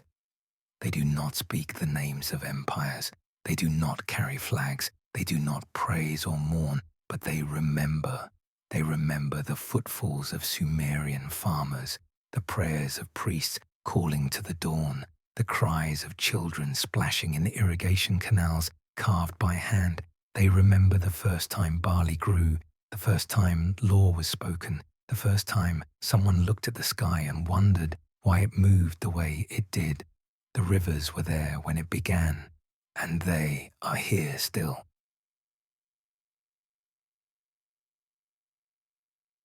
We often speak of Mesopotamia as a place of dust, a place of ruins and silence, but it was, and remains, a place of water. Mesopotamia means the land between rivers, and those rivers did not end when the empires did. They still wind through Iraq and Syria and Turkey. They still feed fields. They still rise and fall with the seasons. They are not ancient.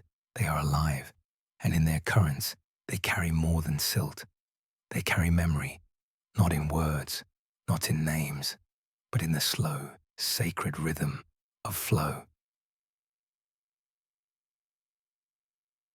There is something humbling in this, that long after the gods were forgotten, long after the palaces were lost to time, the rivers still know how to move. They do not ask to be remembered. They do not protest the erasure of cities. They simply continue. And in that, they become a kind of prayer, a soft, moving hymn to continuity, to the fact that something lasts, even when everything else does not. If you walk beside them today, the Tigris rushing fast and narrow, the Euphrates meandering wide and slow, you will not see the past written on the surface. But listen, beneath the splash of the heron's wings, beneath the laughter of nearby farmers, beneath the wind in the reeds, there is a tone you've heard before. It's the same note struck in Babylonian hymns, the same hum that lined the temple walls, the same breath that opened the epic of Gilgamesh, he who saw the deep. That deep is not only in the soul, it's in the river. The rivers are not what they once were. Dams hold them now. Canals redirect them. Their beds shift with politics and climate and time, and yet they still feed life. They still mark beginnings. Even now, fields bloom on their banks. Fishermen cast nets from wooden boats, as they have for millennia. Children cool their feet in shallow pools during the heat of summer. The same actions, the same motions. Though the cities have changed, the gesture of living remains, and that is what the rivers remember. It is easy to mourn what is gone, to ache for the lost temples, to dream of cities reborn, but the rivers teach something else. Not everything needs to be rebuilt. Some things must be flowed with. Change is not the enemy of memory, it is its carrier. You do not need to resurrect Uruk or Babylon to honor them. You need only walk beside the river and listen. It says nothing, but it teaches everything. Tonight, as the sky darkens over the cradle of the world, the Tigris rushes through gravel beds, the Euphrates turns amber in the last light. You rest on their banks, the soles of your feet damp with the same water that once washed the hands of a king or cooled the neck of a poet. You are not separate from them. Your blood moves as they move. Your breath rises and falls like their tides. You are made of water just as civilization was. And this flow, is where we all return.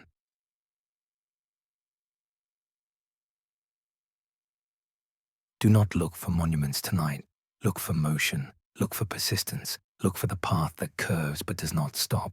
The rivers have no memory of who ruled, but they remember how they lived. They remember the planting, the building, the writing, the praying. They remember the silence between actions, the patience between floods. They remember that life is not marked by what endures, but by what returns.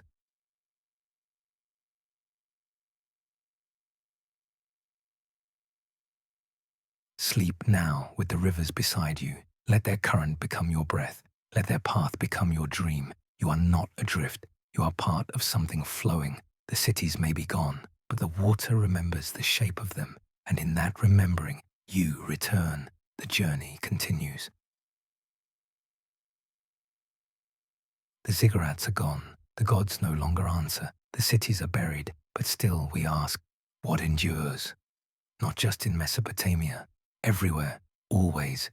It is the question behind every monument, every library, every lullaby whispered to a child. What, if anything, can survive time? We build and bury, we forget and remember, we rise and we fall, and still, we reach toward forever.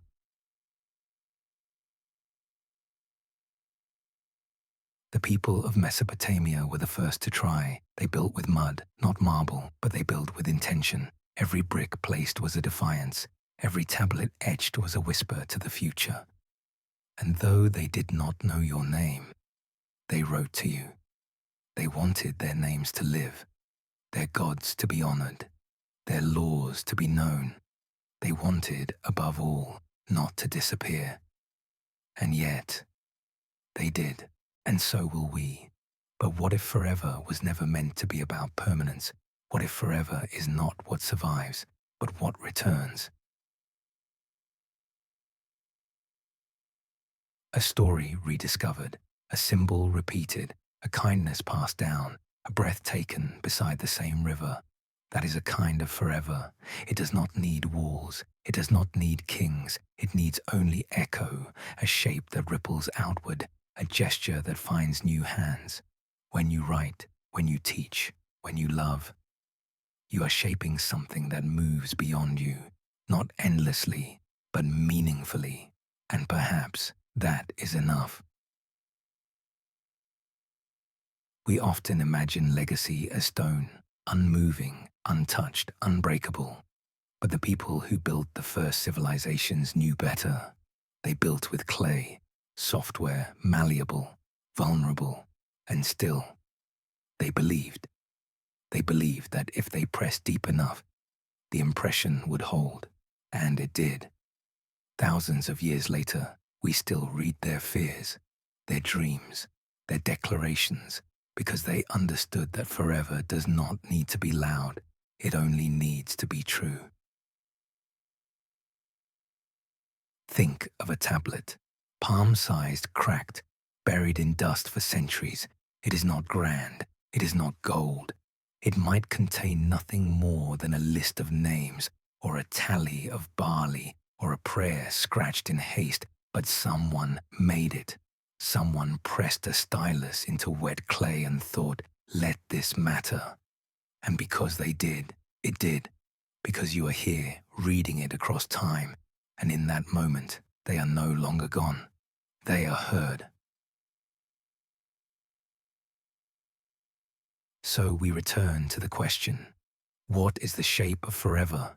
It is not straight, it is not high, it is not engraved in stone, it is circular, it loops back, it arrives again. It appears where you least expect it, in the verse of a song, in the curve of a letter, in the way one hand reaches for another.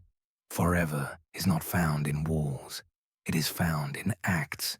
And every time you choose to build, to remember, to care, you shape it again. Tonight, as you lie in the hush of ancient memory, know that you are not apart from it. You are part of it. Your life is not outside the arc of history. It is a thread in its weaving. The same dust that rose in Babylon now settles on your windowsill. The same stars that watched over Gilgamesh watch over you. The same questions etched in Sumerian script are alive in your breath. What do I leave behind? Who will remember me? What can I build that will not fall? These are not old questions. They are yours. And in asking them, you build your own shape of forever. It may be quiet, it may be small, but so was the first tablet, so was the first step taken toward a ziggurat, so was the first line of a story that would never be forgotten. The builders of Mesopotamia did not wait for certainty. They built anyway, and so should you, not because it will last forever, but because, for a moment, it will matter, and in that moment, you touch forever. Amwus. Sleep now in that knowledge. You are not a monument, you are not a ruin, you are a maker of meaning, a builder of breath, a carrier of questions. You do not need to conquer time, you only need to shape something worth remembering. The journey continues. There was a time before kings, before temples towered, before scribes etched wedges into clay, before the moon was measured or the stars were named, a time when the world was young, and we were younger still. We lived beside the rivers, but we did not yet rule them. We watched the flood without understanding. We counted moons, not months.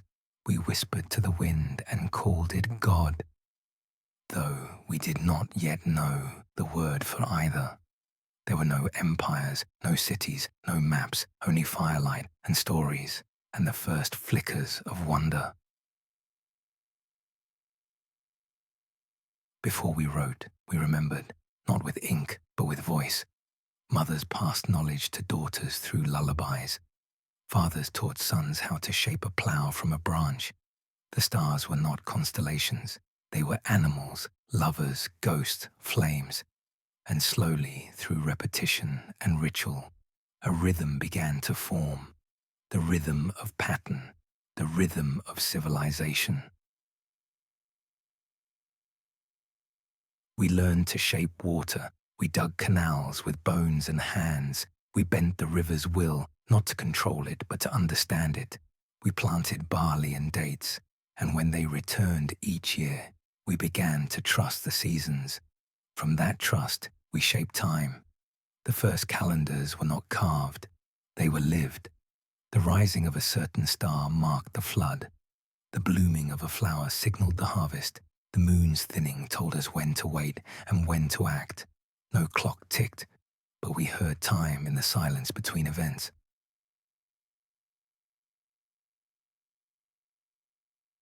And then we built, not out of ambition, but out of need, to store grain, to gather, to worship. The first buildings were not palaces, they were shelters, shrines, storehouses wrapped in mud and reed. But once something is built, it invites more.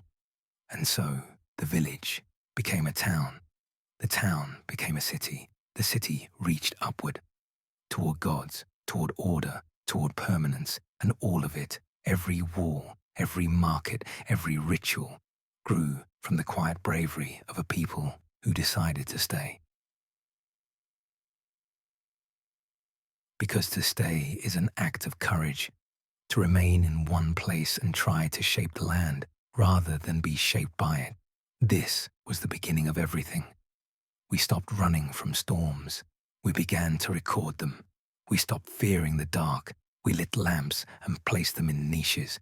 And slowly, as fire danced against the clay, we began to draw, to scratch, to mark. And that was the beginning of writing. The first marks were not poems.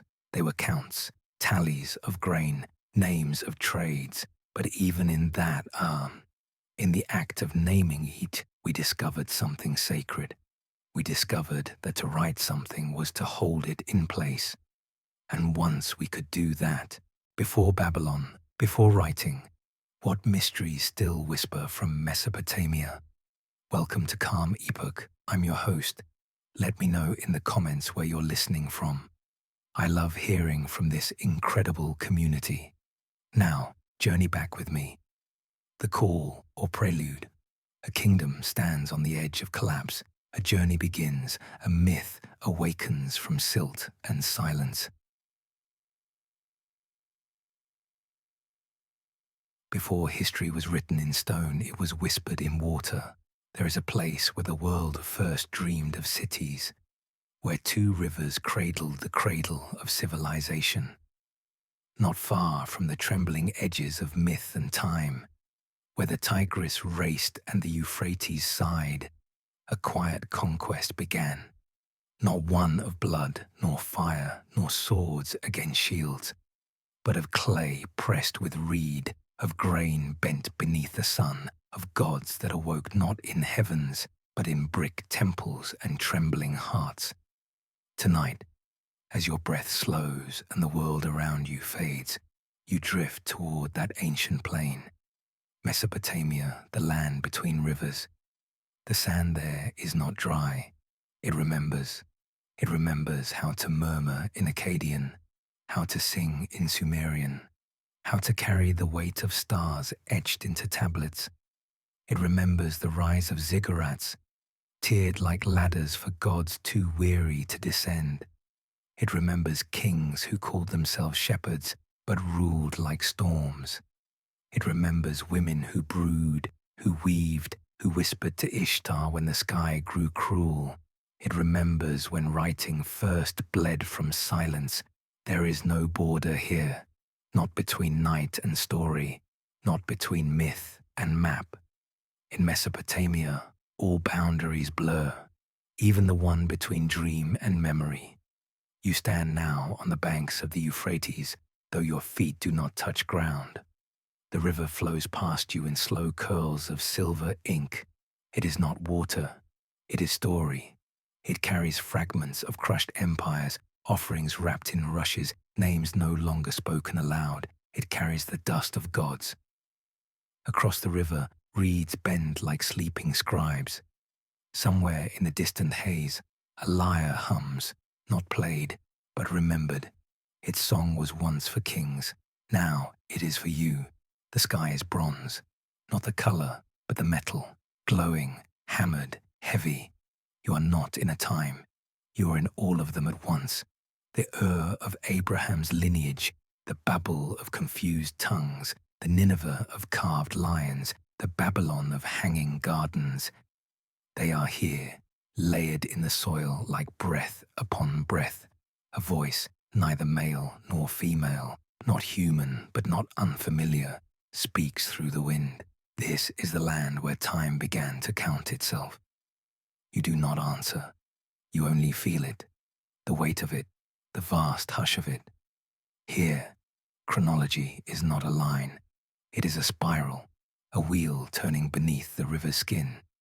You see her then, a priestess in white linen, oil lamp in hand, her eyes aligned with coal and the dust of starlight. She walks the ziggurat stair, 1 foot for each century that has passed since the first temple rose from gently, in every act of creation. When you make a home, you echo those first houses of sun-baked clay. When you speak your truth, you echo the scribes who carved law from silence. When you sing a lullaby, you echo the women who first carried stories beside the Tigris under starlight. You do not live in Mesopotamia, but Mesopotamia lives in you. It lives in the shape of your letters, in the hours you measure, in the days you divide, in the stories you tell to make sense of the things you cannot control. It lives in the space between your questions and your answers. It lives in your longing for permanence and in your gracious acceptance that nothing truly is. Because the people of that ancient land knew nothing lasts forever, but everything leaves something behind, and that is enough. The tablets have cracked, the temples have vanished, the empires have gone to sand, but the impression remains, a name pressed into clay, a line of poetry buried in ash, a fragment of myth echoed in a modern voice, a law, a measure, a memory.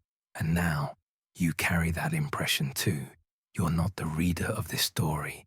You are its continuation. Maybe you will write, maybe you will build, maybe you will raise children, or teach others, or speak to the sky and not expect an answer. In all of it, you are part of something ancient, not behind you, but beneath you, like a foundation, invisible but unshakable. Tonight, as sleep begins to pull you inward, imagine the river again, still winding, still shining beneath the moon, still whispering secrets in a language older than language. You stand beside it. You place your hand on the water surface, and for a moment, the past is not past. You feel the fingers of a scribe, the sandals of a king, the breath of a mother singing, the heat of a sun long gone, but not forgotten. You are not looking back. You are simply looking through. The story has no closing gate, no final page, no last breath, because we are still writing it. Every act of justice, every attempt to understand the sky, every poem about death and love and loss is a new line in that same story, first carved into wet clay beneath a canopy of stars. You do not need to remember every name. You only need to remember why they began, to make sense of being here, to mark what matters, to say we were not dust, we were fire, we were thought, we were song. Sleep now, knowing the journey continues not in ruins, but in your breath, not in archives, but in your heartbeat. You are not the ending. You are the scribe. You are the river. You are the child listening beside the fire as someone older tells you a story that begins. There was once a land between two rivers, and in the telling, you understand. Some stories are not meant to end, only to be carried forward, softly, gently, forever. History often forgets in a particular way. It forgets quietly. It remembers names carved into palace walls. It remembers conquest and decrees and the faces stamped onto coins. It remembers kings and gods and builders and generals. But it forgets the hands that wove, the arms that cradled, the voices that hummed lullabies while cities burned beyond the walls. And yet, without those hands, those arms, those voices, nothing would have endured. This is not the story of kings.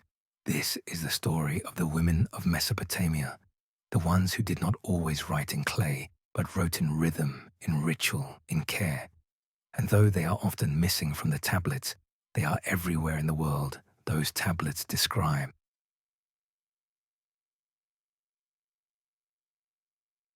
There was a woman who brewed beer in Ur.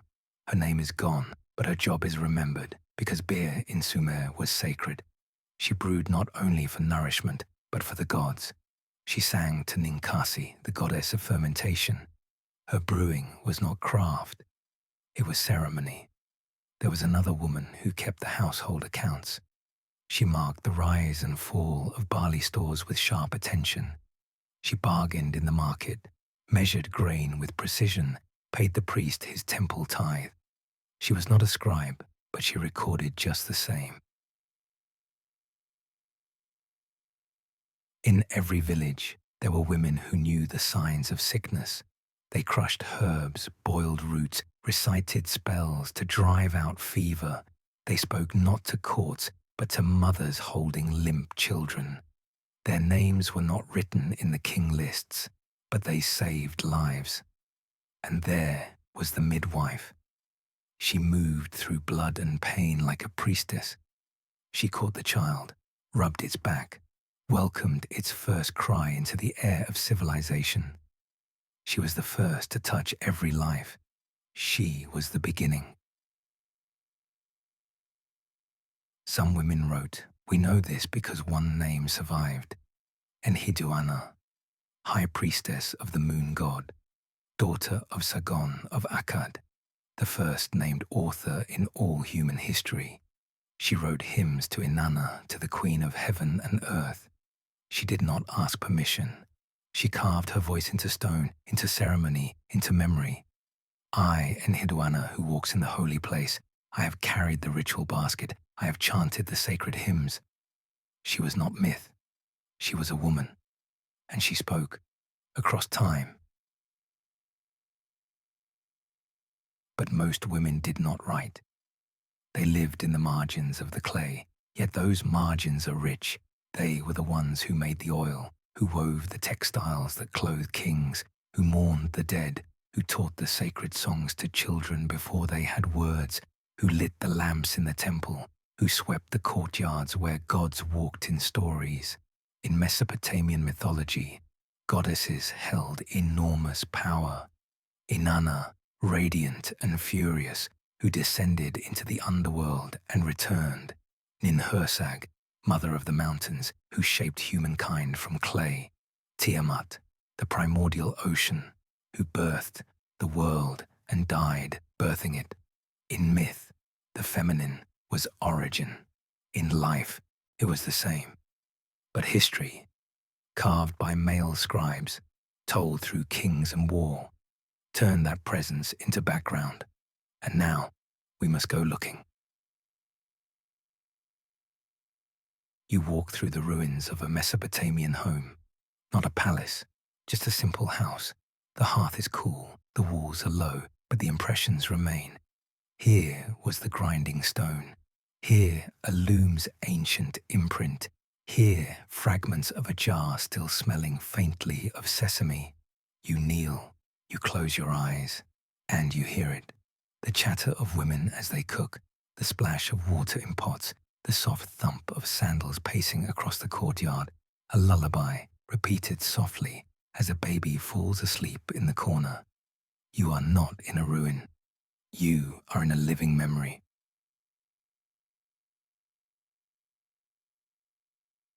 What is forgotten is not always lost.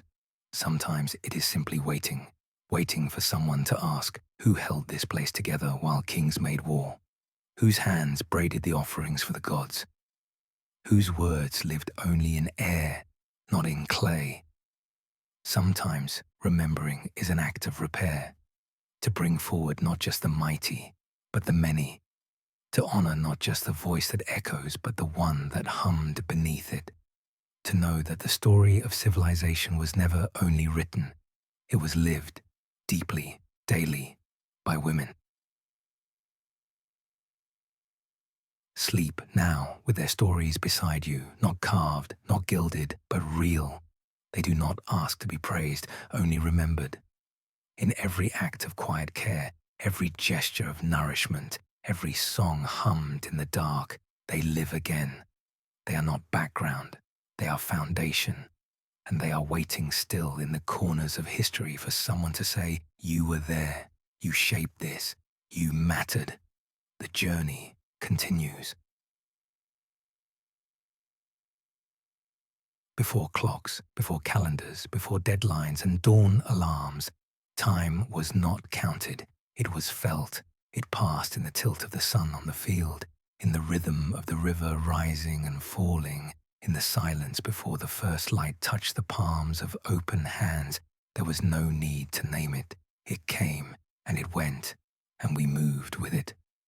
But as the world began to settle, as villages became cities and rituals became record, time had to be more than a feeling. It had to be measured. And so the people of Mesopotamia did what only the boldest civilizations do. They reached into the void and gave structure to the infinite.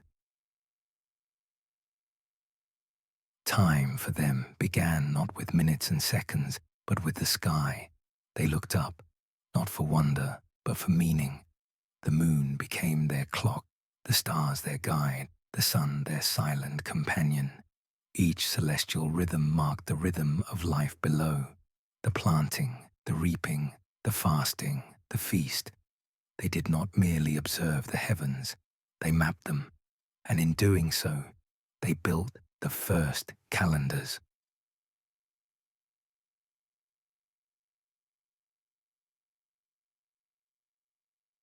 They divided the year into months based on the moon's turning. They studied solstices and equinoxes, not just to understand, but to predict. In temples and towers, priests stood beside polished stones, watching the sky shift with sacred patience. They marked the rising of Sirius, the dimming of Venus, the sudden eclipses they called omens. They recorded the intervals between these movements until patterns emerged like veins in the sky, and from those patterns they made something extraordinary. They invented cyclical time. Before Mesopotamia, time was a line, birth to death, sun to darkness. But the people of the rivers saw something deeper. They saw repetition. The moon returned, the flood returned, the stars circled back, and so they believed. Time is not a path. Time is a wheel, and on that wheel, everything turns. From that turning, they divided the heavens. They gave us the zodiac, 12 constellations to divide the year, 12 houses the sun would pass through, not for astrology alone, but to make the eternal readable. And then came numbers. To measure time, they needed a system that could stretch, a framework flexible and vast, and so they gave the world the sexagesimal system, a base of 60. It sounds strange to us now, but you feel it every day. 60 seconds in a minute, 60 minutes in an hour, 360 degrees in a circle. These are Mesopotamian inventions, silent as breath, firm as stone. They turned something immeasurable into something countable. They made time visible.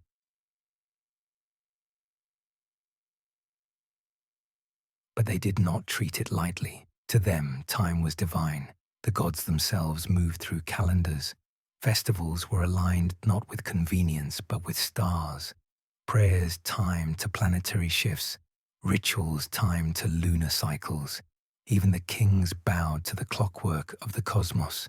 A reign out of sync with the stars was doomed.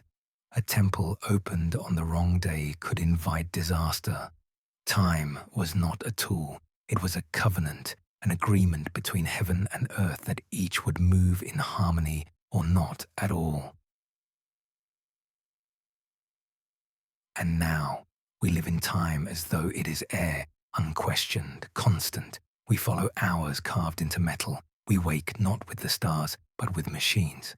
But still, deep in our language, deep in our structure, the Mesopotamian mind persists. Every time we say a week has 7 days, we honor the lunar phases they observed. Every time we speak of a year, we continue a rhythm born beside the Tigris and Euphrates. We do not simply use time, we have inherited it. Time is now everywhere, but its shape is still Mesopotamian, circular, sacred, structured around sky, and its purpose remains. to remind us that life is not only breath, it is shackle, it is sequence, moments layered atop one another, some to be acted upon, some to be remembered, some to be waited through. Time is how we hold memory and how we dare to imagine the future.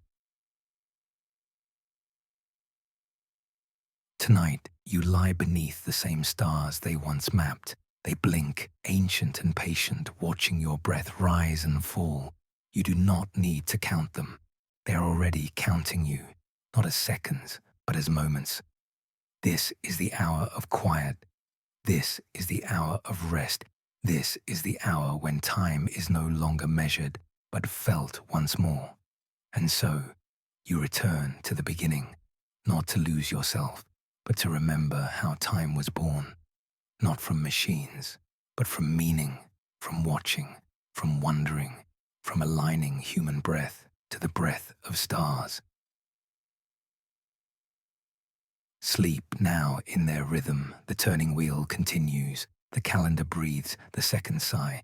You are not late, you are not early, you are within the great time they shaped, and you too are shaping it. The journey continues. Before there was Rome, before Athens or Alexandria, before towers rose in Babylon, there was Uruk, not a name in a textbook, not a myth lost in dust, but a city, alive. And once, long ago, Uruk breathed, day and night, without pause. It did not sleep.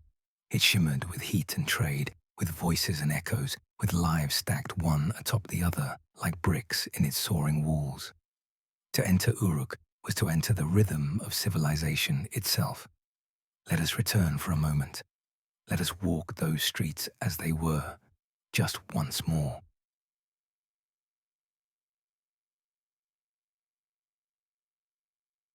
It begins with light. The city glows orange beneath the early sun. The bricks are warm already. The desert wastes no time. The gates open before the sun finishes rising. Merchants are already unfurling cloth, their stalls draped with copper, wool, lapis. The smell of bread drifts through narrow alleys. Flat, steaming rounds lifted from clay ovens. Children dart between stalls, chasing dogs or each other, or the rhythms of a drum played by a boy perched on an overturned basket. A woman fills a jar at the communal well. She hums a hymn to Inanna under her breath. Uruk is awake. The city is built in layers. At the center, the sacred. Temples that tower carved with lions and stars. The white ziggurat of Inanna gleams, a stairway to heaven made from the hands of thousands. Priests move in slow procession. They carry incense, chant invocations, observe the sun's angle through slits in temple stone. Inside, a girl sweeps the floor. The same floor her grandmother once swept. It matters, because this is not just dust. This is memory made visible. Beyond the temple, the market. A roar of bargaining fills the square. Traders have come from distant cities, Lagash, Kish, even Elam. One man barters a bolt of dyed linen for 3 goats. Another offers obsidian blades from the east. Voices pile upon voices. They speak in Sumerian, Akkadian, Elamite. Languages braid like vines, yet all seeking the same thing, exchange. A boy records transactions on a clay tablet. His fingers are fast, practiced. He's 11 years old, and already he's a scribe. His father was one. So was his mother. Midday in Uruk burns. The sun leans heavy. Shadows shorten. In the shade of the walls, old men rest, drinking date beer from clay bowls. Their laughter is low, their faces lined like dried riverbeds. A storyteller joins them, his voice rough but warm. He recites part of the Epic of Gilgamesh. He sings of the king who built these walls, who journeyed to the edge of the world, who searched for immortality and returned with wisdom instead. They nod. They know the truth in the tale. After all, They live inside the very city that legend built. Afternoon in Uruk turns inward. The workshops hum. A potter spins a bowl, perfectly round, marked with a thumbprint before firing. A weaver ties knots in a pattern her mother taught her. It means rain. It means waiting. A priestess records the month's offerings on a tablet.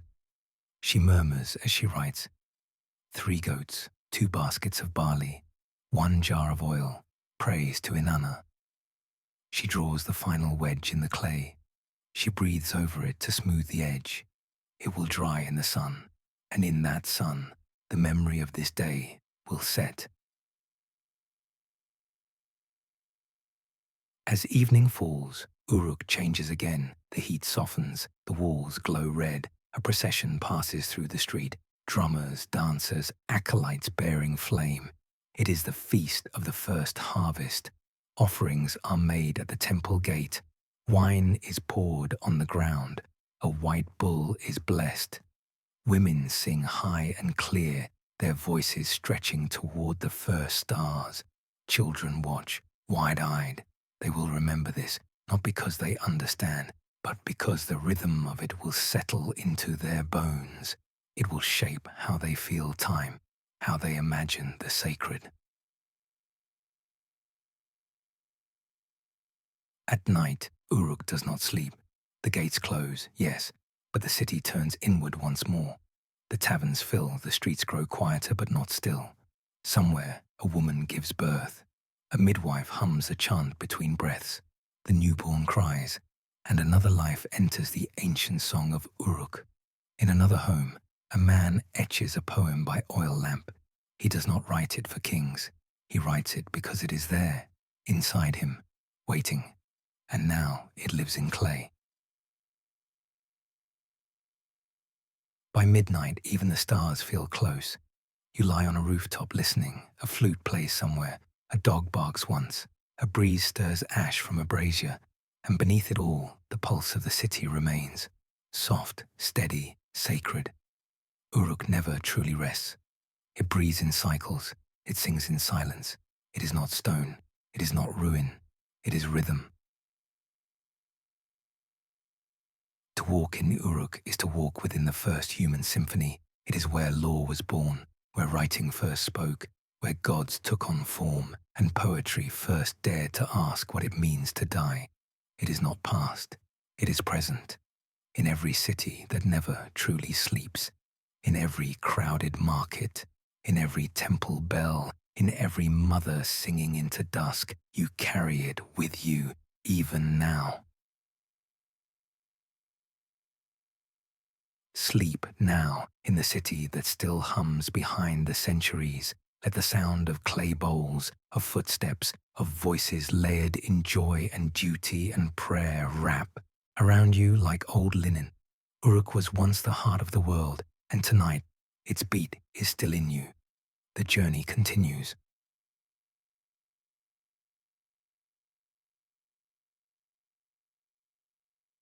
Before gods became sermons, before they floated above in unreachable light, they lived in mud and salt and storm. In Mesopotamia, the gods were not pure.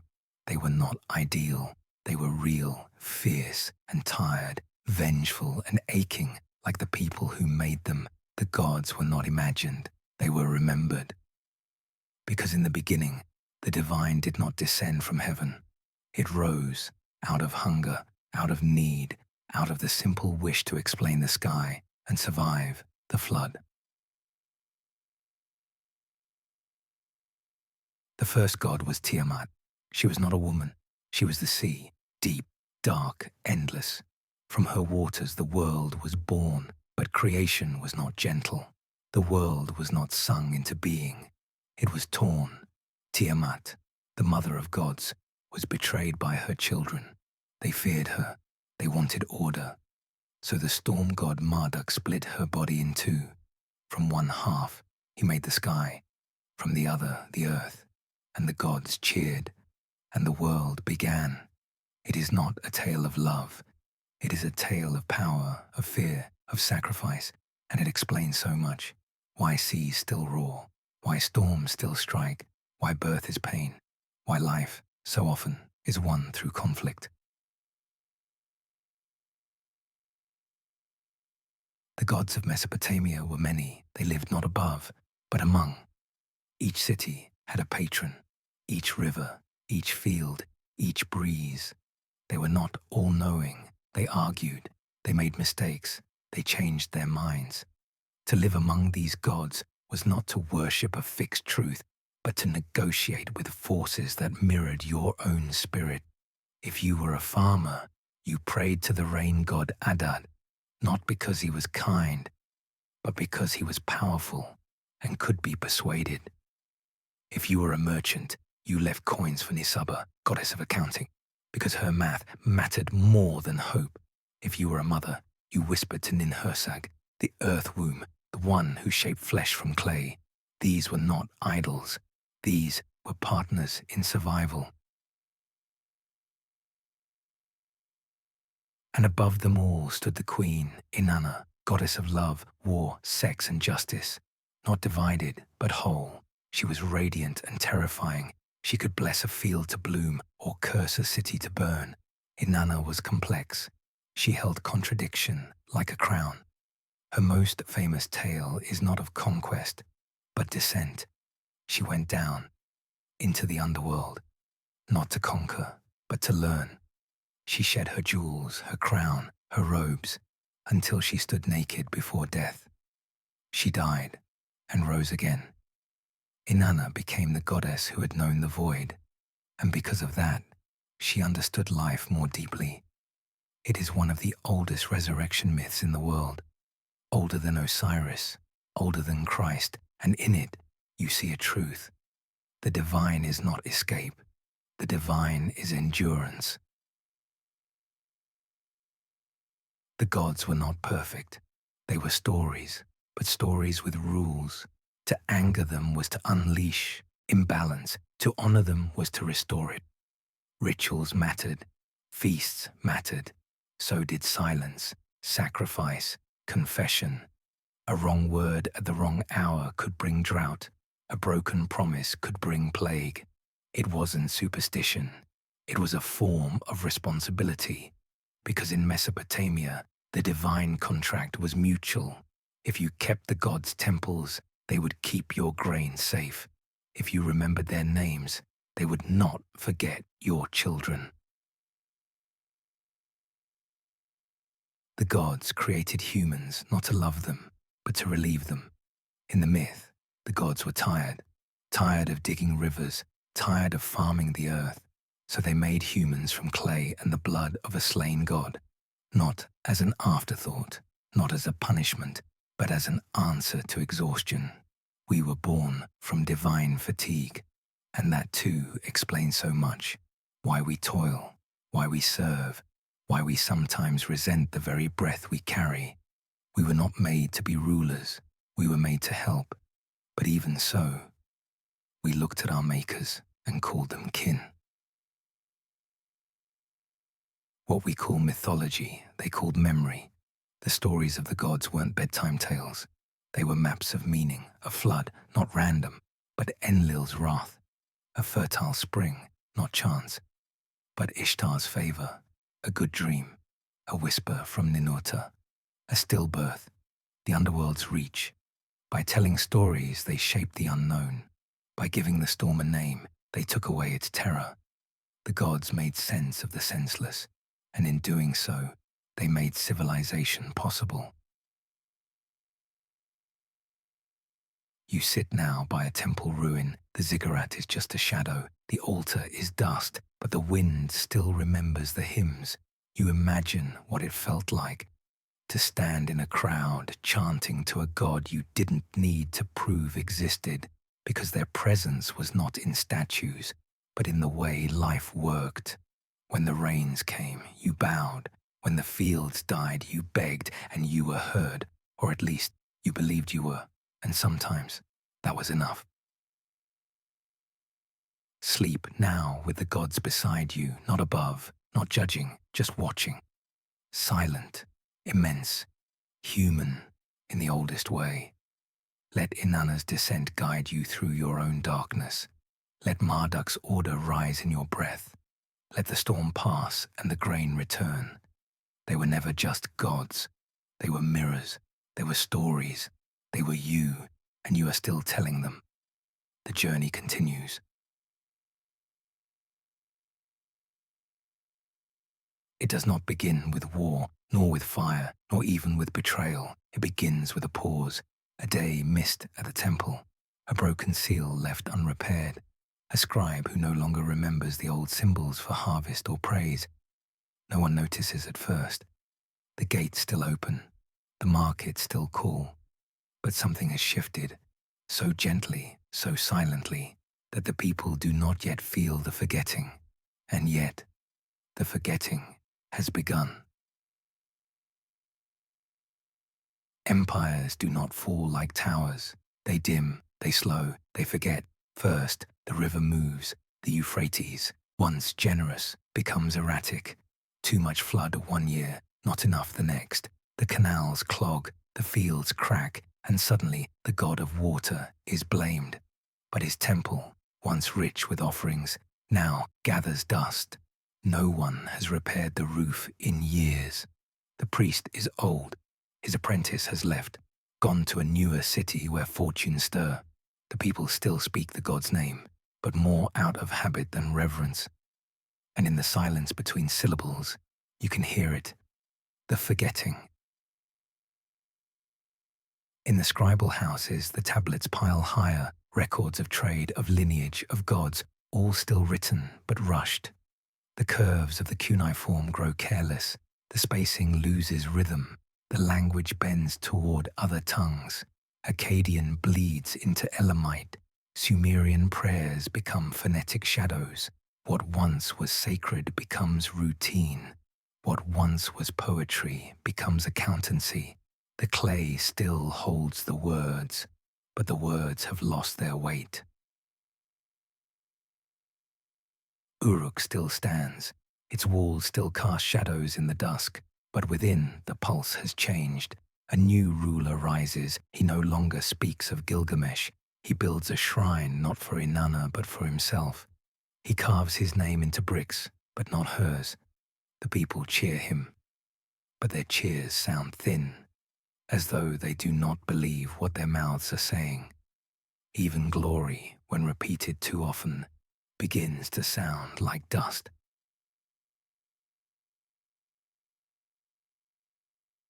A merchant travels from Kish. He notices something. The statues in the ziggurat no longer shine. The stones are dull, the offerings are few. He remembers coming here as a boy when the god's face gleamed with lapis and the priests sang all night. Now the temple is quiet. The song has shortened. The rhythm has lost a beat.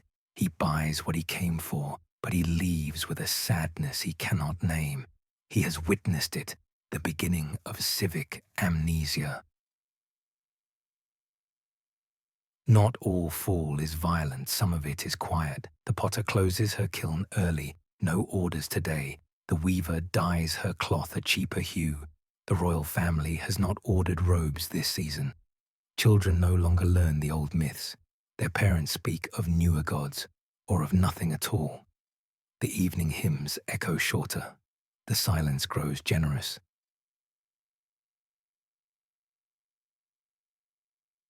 In the house of the scribes, a tablet breaks, a record of land transfers, of debts, of temple gifts. It shatters by accident. The apprentice sweeps it up. He throws the pieces into a pit. He doesn't think twice.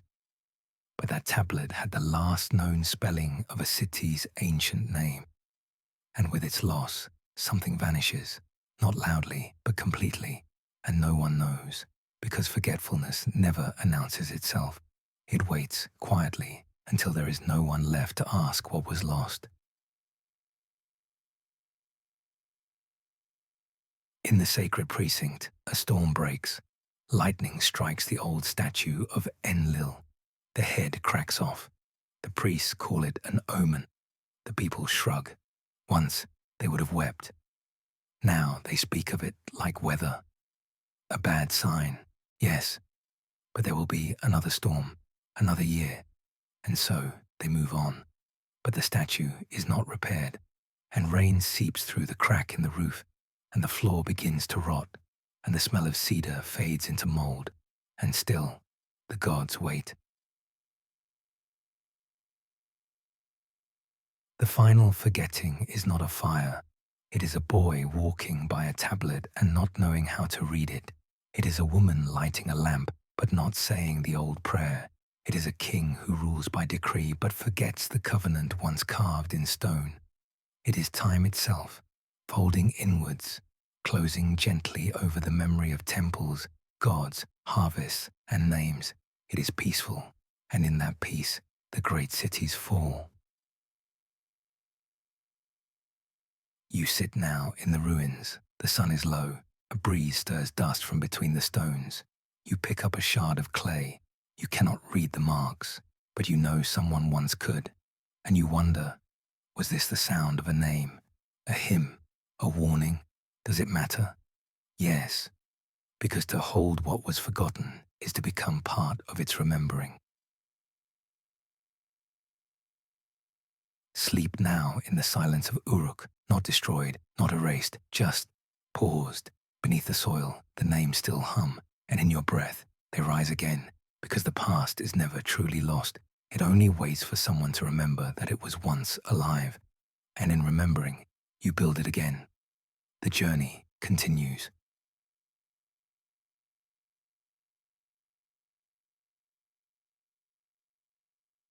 A ghost does not always wear white. It does not always moan. Sometimes it is a cracked foundation beneath a modern road. Sometimes it is the shape of a canal seen only from the air. Sometimes it is a name whispered by a river. Not loud, but insistent. In the heart of ancient Mesopotamia, when the gods grew quiet and the scribes grew forgetful, the ghosts arrived, not spirits, but memories that didn't want to leave.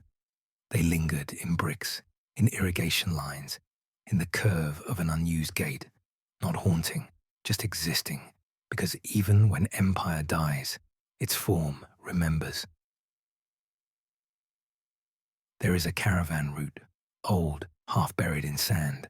Once it pulsed with camels and copper, spices and words from distant tongues.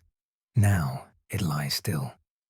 But if you press your ear to the earth, you can almost hear the footsteps, the low song of the traders, the whisper of coins passed hand to hand. Empires moved on this road, and now the road is what remembers, a ghost of motion, a spine no longer walked upon. In the ruins of Lagash, there is a wall where the king's face used to be. His name is gone, his crown has crumbled, but his eyes, chiseled in soft relief, still look forward.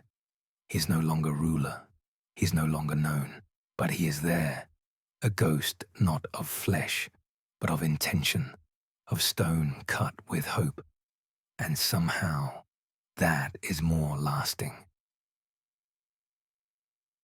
The first ghosts of empire are not angry, they are not hungry, they are lonely. They wait for someone to return, to touch the edge of a ziggurat, to read the faint script on a seal, to speak a God's name aloud after 100 quiet years.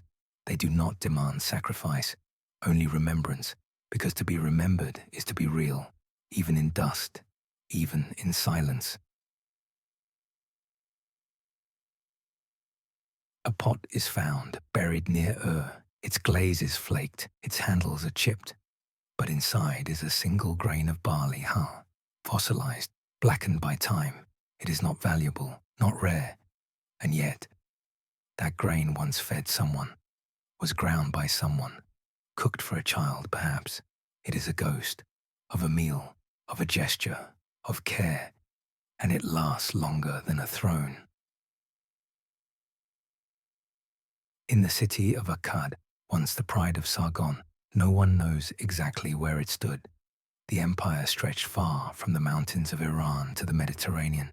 It ruled with iron, with administration, with relentless order. But its capital vanished, not erased in war, but lost in layers of earth.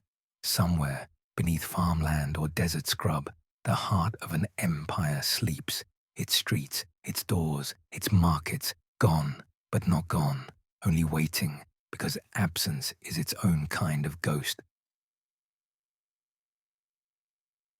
A woman walks along the Tigris. She sees a pattern in the mud. She kneels, lifts a piece of fired clay, a cylinder seal, worn smooth but still holding the hint of a lion and a man. She does not know the man's name, but she carries him in her pocket now, and he becomes real again, for a moment. That is how ghosts return, through touch, through gaze, through curiosity.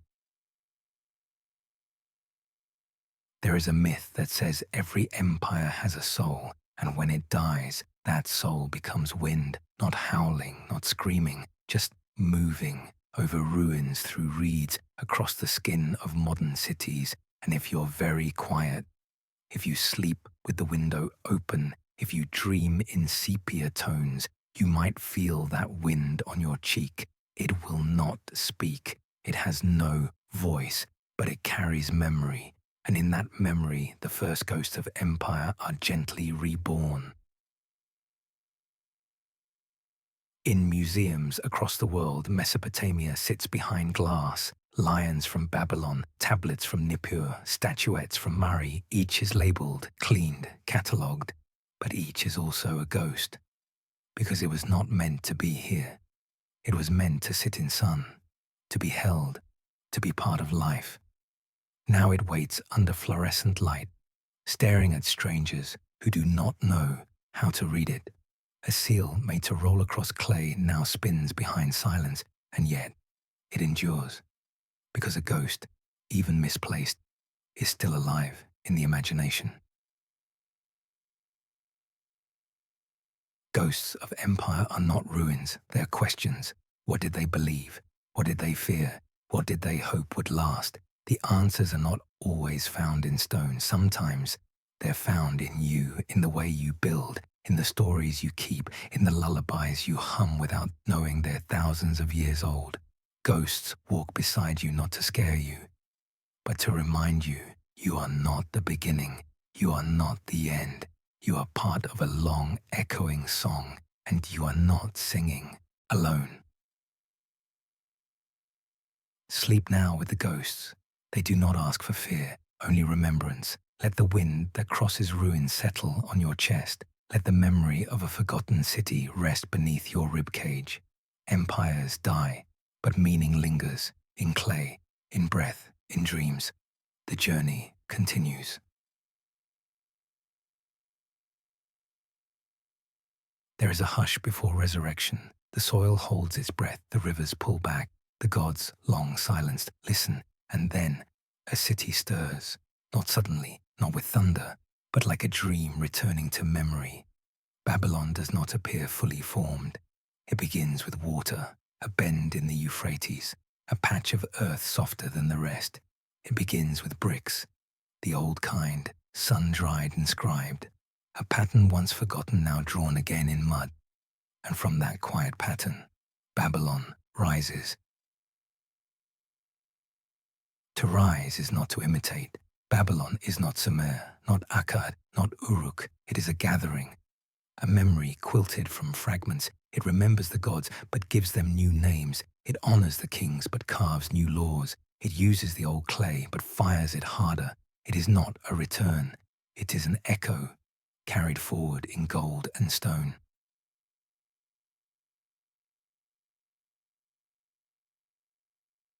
The walls grow first, thick, deliberate, enormous, not just for defense, but for declaration.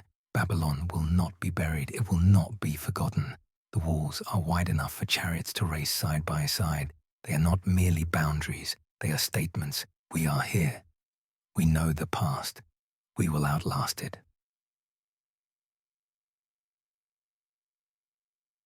Within those walls, language flowers again. Cuneiform, ancient and dense, finds new clarity. Scribes sit in schools, pressing reed to clay, copying not just laws and ledgers, but epics. The tale of Gilgamesh is reborn here, not as fading memory, but as scripture. It is in Babylon that the myth becomes eternal. Those words, once whispered in flickering torchlight, are etched for centuries to come.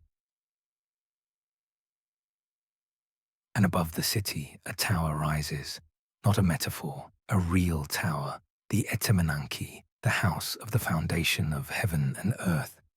Brick by brick, it reaches for the stars, not to challenge the gods, but to meet them.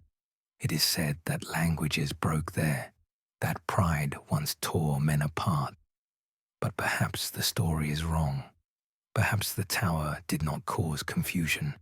Perhaps it was built to gather understanding from the heavens themselves, a ziggurat not of arrogance, but of longing.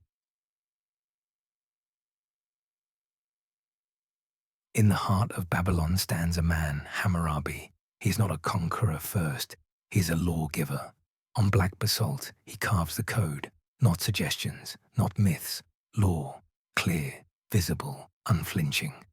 If a man steals, if a man builds, if a son strikes his father, for the first time in history, justice is made public, etched in stone for all to see. It is not perfect, it is not gentle, but it is visible. And that is new. In Babylon, order is not just sacred, it is written.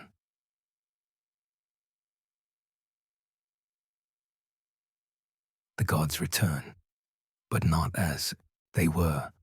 Marduk, the Stormbringer, rises to supremacy, no longer just a warrior.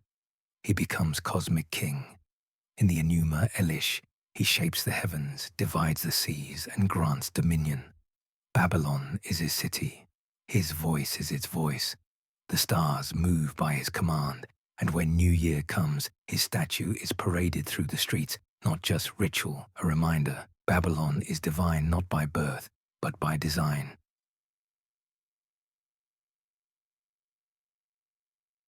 And yet, not all is gold. The poor still kneel, the laborers still sweat, the scribes still grow blind by lamplight. Babylon shines, but its shadow is long. Its splendor is built on backs and blood, and the gods, though honored, are silent. Still, the people sing, because Babylon gives them something older empires forgot: memory as structure, law as promise, order as hope. A traveler from the west arrives. He walks through the Ishtar gate, blue-glazed, lion-guarded, magnificent. He stares. He does not understand the language, but he feels it. The weight, the intention, the centuries pressed into every stone. He writes a letter. He tells his people there is a city in the east where even silence feels sacred. He does not stay, but Babylon stays with him. And that is how cities endure. You sit now at the edge of a dry canal. You hold a pebble shaped by ancient hands. Above you, the stars shimmer. You think of the tower, rising toward these same stars, of laws carved by hands that once trembled with belief, of gods carried in chariots as drums echoed in the dust. Babylon is gone. But in that pebble, in that breath, in your slow closing of eyes, Babylon returns. Sleep now in the shadow of towers, under the weight of laws, beneath the gaze of stars. Let the memory of golden gates open softly in your dreams. Let the river bend back toward the city that once believed memory could be made of brick. The journey continues. The Euphrates remembers. It does not shout, it does not roar, but it remembers the course it once carved, the cities it once lifted, and the fields it once drowned. And now, as Babylon glitters beneath its gaze, the river begins to shift, just slightly, just enough. The engineers notice. They speak in worried tones. The canals silt. The water sits too long in the roots of grain. It is not yet disaster, but the water is thinking, and water always returns to what it once was. Before the flood, there is stillness. The air grows heavier. The reeds bend inward. The sky feels swollen like a lung before the cry. Babylon continues, walls intact, laws unchanged, prayers still sung, but the merchants notice trade has slowed. The scribes hear of uprisings in the north. A distant king forgets to send tribute. The fabric of the world frays at the edges, and still the water rises.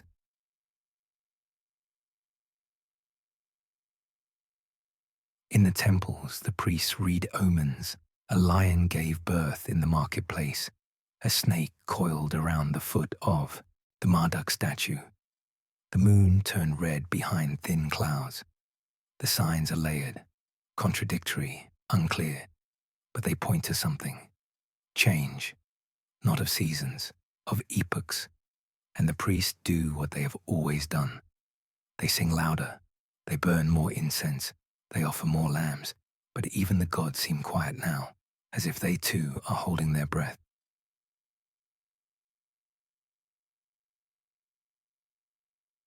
Then the rain comes, not in gentle rhythms, but in sheets, in waves, in weeks. The river swells, the canals collapse, the streets flood, and Babylon's bricks, though baked and shaped by genius, begin to soften.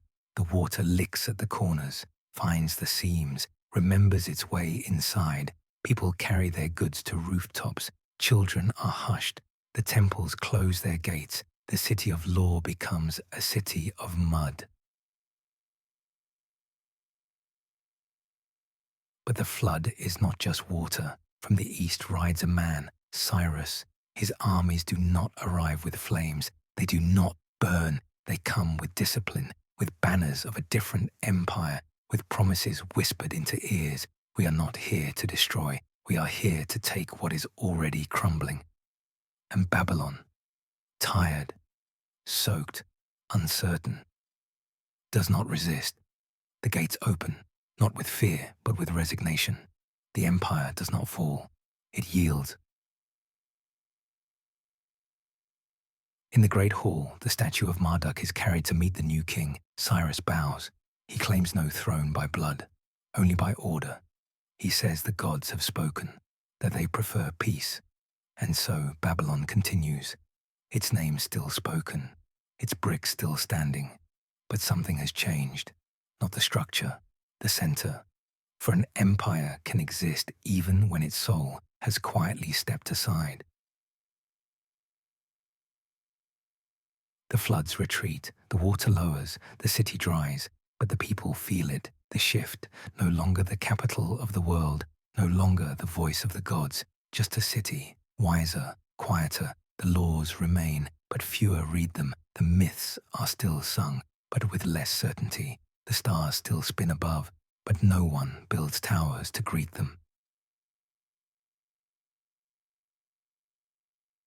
And so begins the long twilight of Babylon, not a fall, a dimming. The Persians build their capitals elsewhere. The rivers feed other lands. The roads curve away. But Babylon remains, not alive, not dead, just waiting.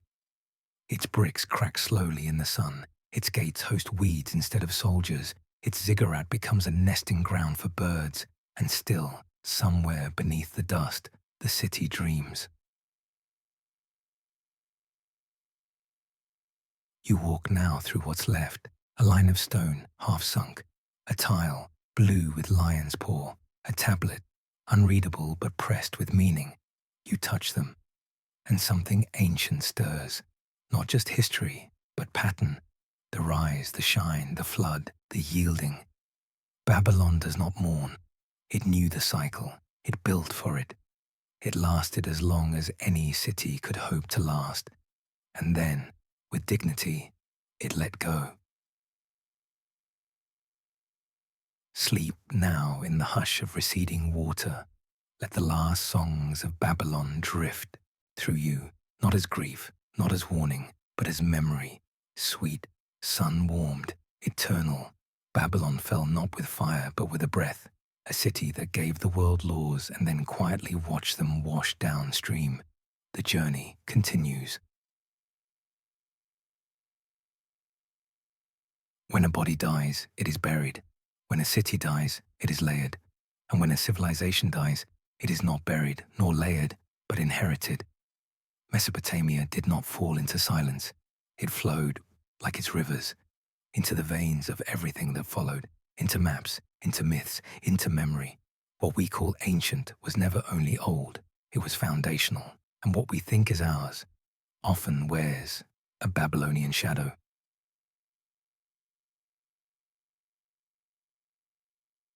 The afterlife of Mesopotamia is not in tombs, it is in your language. Each time you divide your day, you echo the Sumerians, 60 minutes, 60 seconds. The sexagesimal clock ticks forward because a temple priest once divided the heavens. Each time you write, in alphabet, in symbol, in code, you draw on the invention of writing itself, first pressed into clay by a hand trembling with intention. The cuneiform has faded, but its shape remains. We do not write with reeds anymore, but we still carve meaning from silence. Every time you enter a contract, you bow quietly to Hammurabi, the law made visible, the idea that rules can be known, that justice is not whim, but design. The stone that stood in Babylon now echoes in every courthouse, not in material, but in principle. You may not read the code, but you live by it. That is what it means for a civilization to survive, to pass from presence into pattern. Mesopotamia lives in your buildings, the first arch, the first drain, the first garden suspended in air. Whether real or legend, the hanging gardens speak of something human and eternal, to build beauty in defiance of dust. Modern cities still follow that instinct. Steel ziggurats reaching skyward, lights instead of fire, glass instead of clay. But the longing is the same, to shape the earth into something that remembers us. Even your gods carry Mesopotamia within them, not directly, not by name, but by inheritance. The storm gods became Zeus, the love goddesses became Aphrodite, the underworlds merged, blending death across cultures. Marduk faded, but his throne passed on. Enlil's winds still move through modern mythologies. We rename the stars, but we still read them as they did. You can trace the constellations back and find Mesopotamian hands placing them in the sky. And when we dream of apocalypse, of floods, of fire, of endings, we echo Gilgamesh, the first great tale of mortality, of the human refusal to be forgotten. Utnapishtim, the Mesopotamian Noah, built his ark long before other faiths named the flood. His story still drips from the edges of holy books, from bedtime stories, from whispered fears of too much rain. We have retold it 1,000 times because we are still trying to answer what Mesopotamia asked: how do we endure? Even silence carries the old voices. When you sit quietly, wondering about time, about order, about why the world is the way it is, you are sitting in the echo of a ziggurat courtyard, not with answers, but with the same questions. Civilizations die, but their questions do not. They haunt, not like ghosts, but like roots. You don't see them, but you grow from them. A child in a city far from the Tigris learns how to write their name. They do not know it, but they are practicing an art first done beneath the gaze of Inanna. Their pencil is new, their school is modern, but the act, the gesture, is ancient. A declaration: I am here, I matter, let me be remembered. That is Mesopotamia's true afterlife. Not museums, not ruins. You. It is easy to imagine the past as far, but Mesopotamia is close. It breathes beneath your laws. It murmurs in your calendars. It nods from your architecture. It sings from your myths. It is not then. It is beneath, like a current under still water, like heat below stone, like memory beneath sleep.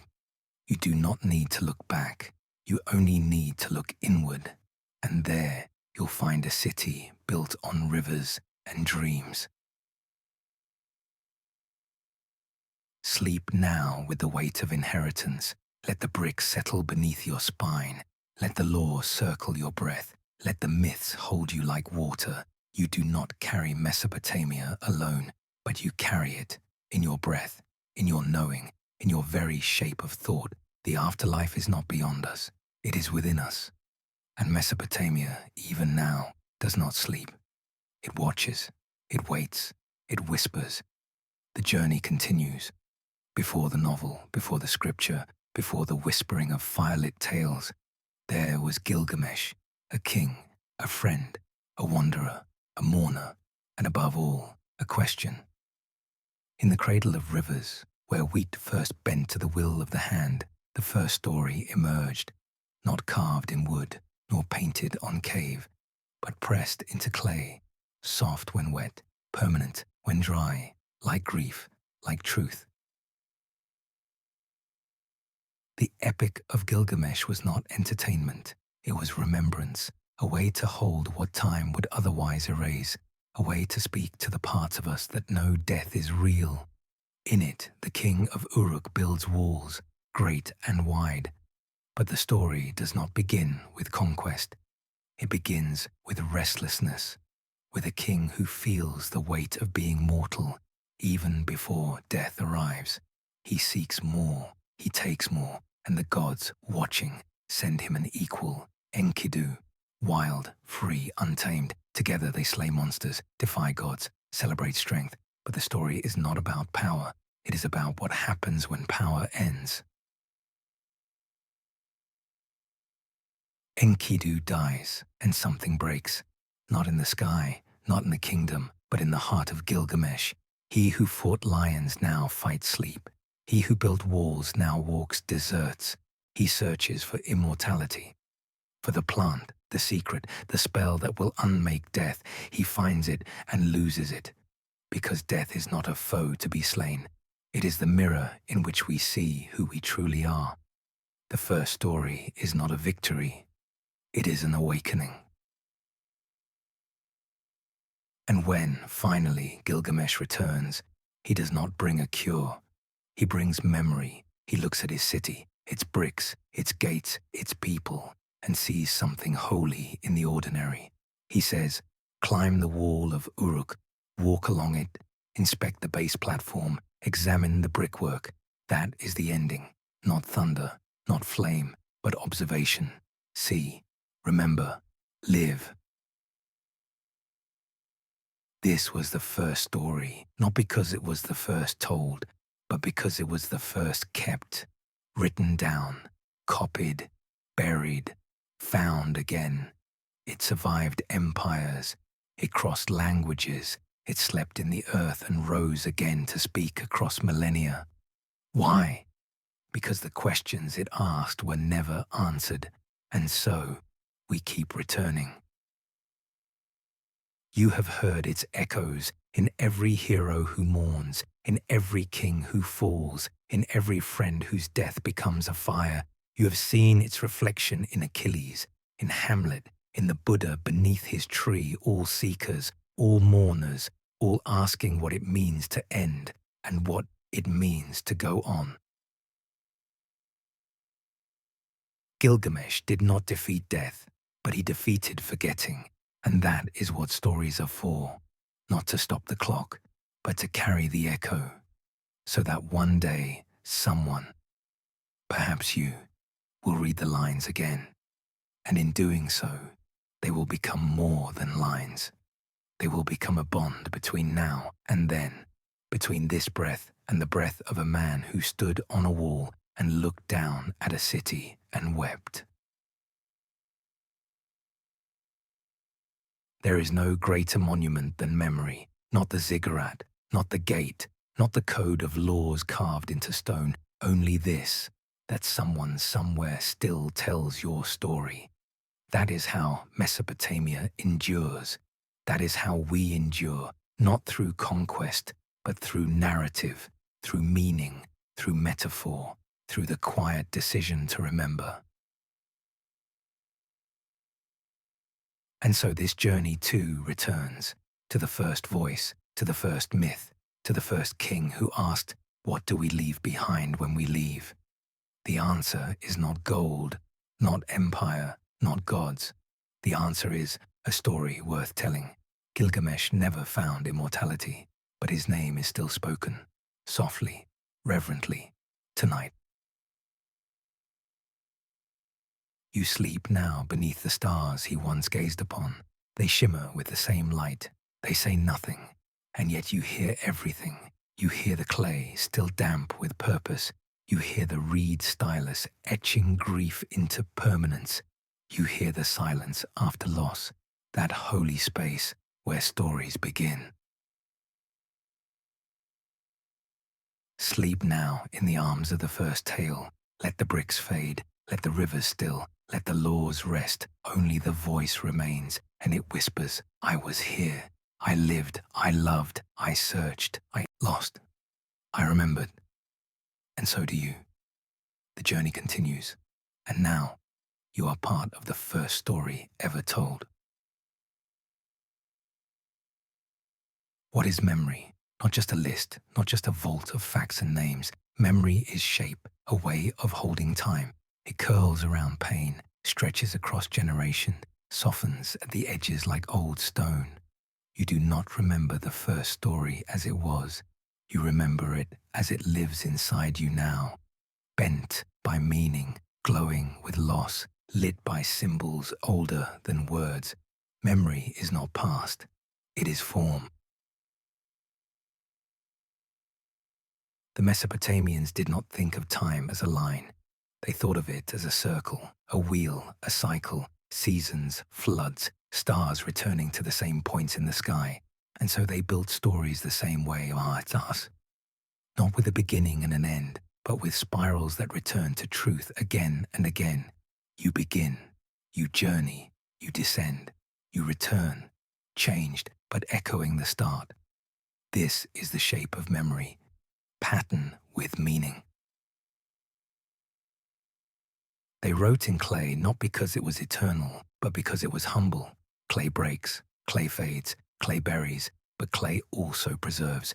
And so memory too chooses humble forms, a name in a lullaby, a phrase in a prayer, a ruin passed down as legend. It is not grand, it is seed-like, tiny, contained, capable of growing forests. Every civilization tries to preserve itself, in law, in language, in legacy.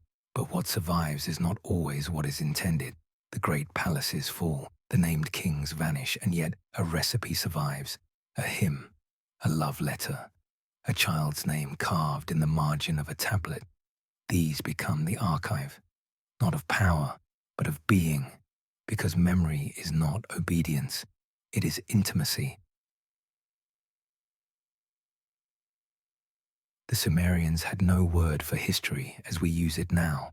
They had words for to recount, to record, to be remembered, but not for a separate thing called the past, because the past was present, always beside them. In the stars, the festivals, the grain measures, they did not ask what happened. They asked what returns. And so, perhaps, should we. What is the shape of your memory? What ruins do you carry? What names do you whisper only in sleep? What bricks lie beneath your thoughts, holding up everything you've built? Civilization is not just cities. It is what cities become when they're gone. An idea, a metaphor, a shape of mind.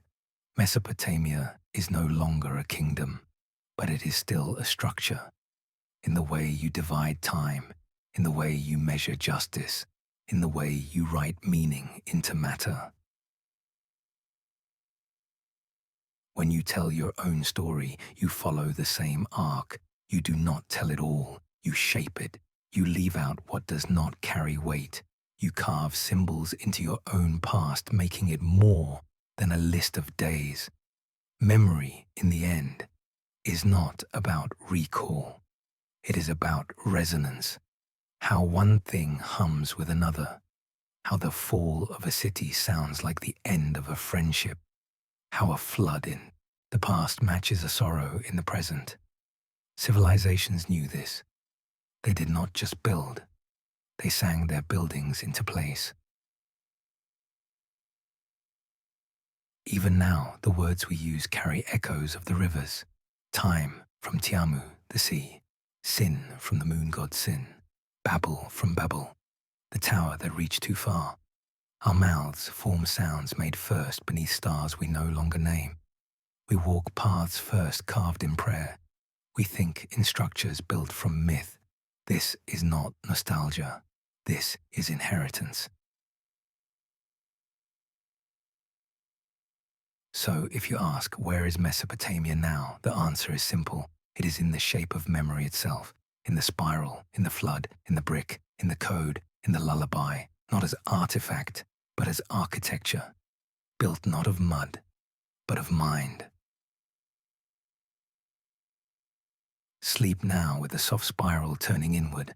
Let memory curl around you like a reed boat on quiet water. Let what was and what still is blur gently at the edges.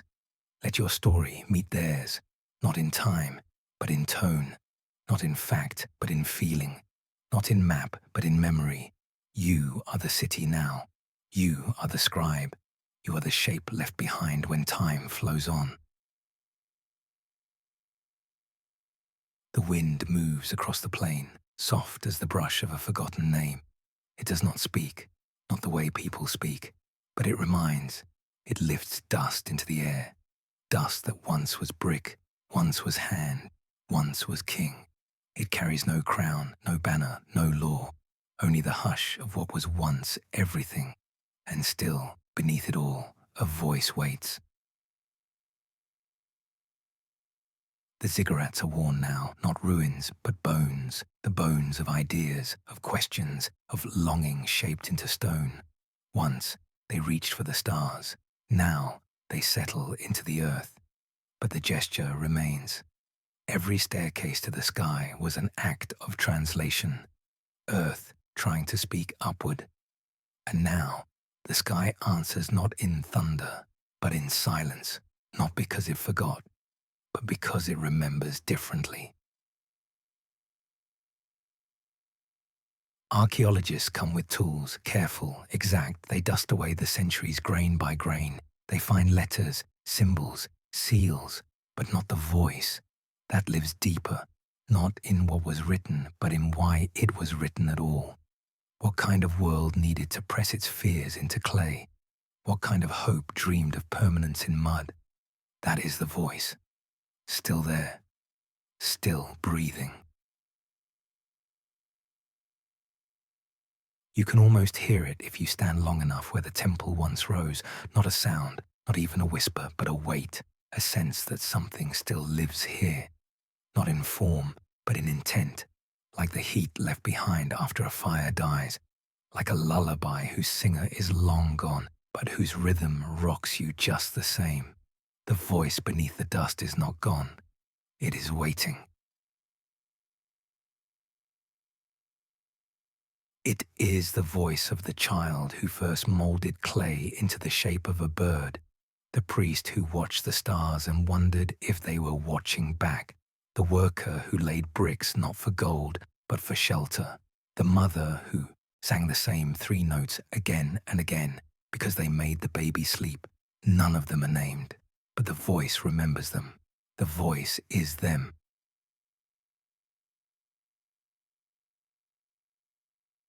History loves kings, but the dust loves everyone. It holds no judgment, it wears no mask. It settles on all, equally, gently, without question. And beneath it, the voice keeps pulsing, not to be uncovered, but to be felt, not like knowledge, like warmth, like echo, like prayer, without words. You walk the ruins, not to find answers, but to be changed by the silence. To sit where once a question was asked, not who rules, but what matters. To kneel where once someone wept for a friend gone too soon, for a city too proud, for a god too quiet. The dust does not tell you what happened, but it makes you remember what you already know, that even the greatest cities are made of people who dreamed of being remembered.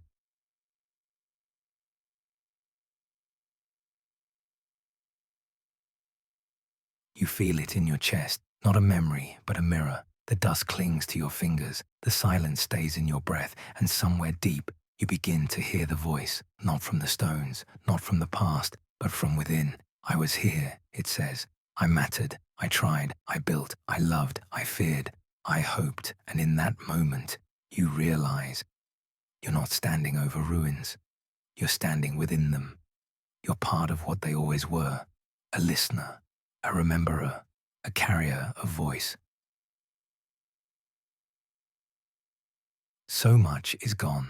The canals, the gardens, the kings whose names once bent empires, gone, and yet the voice remains.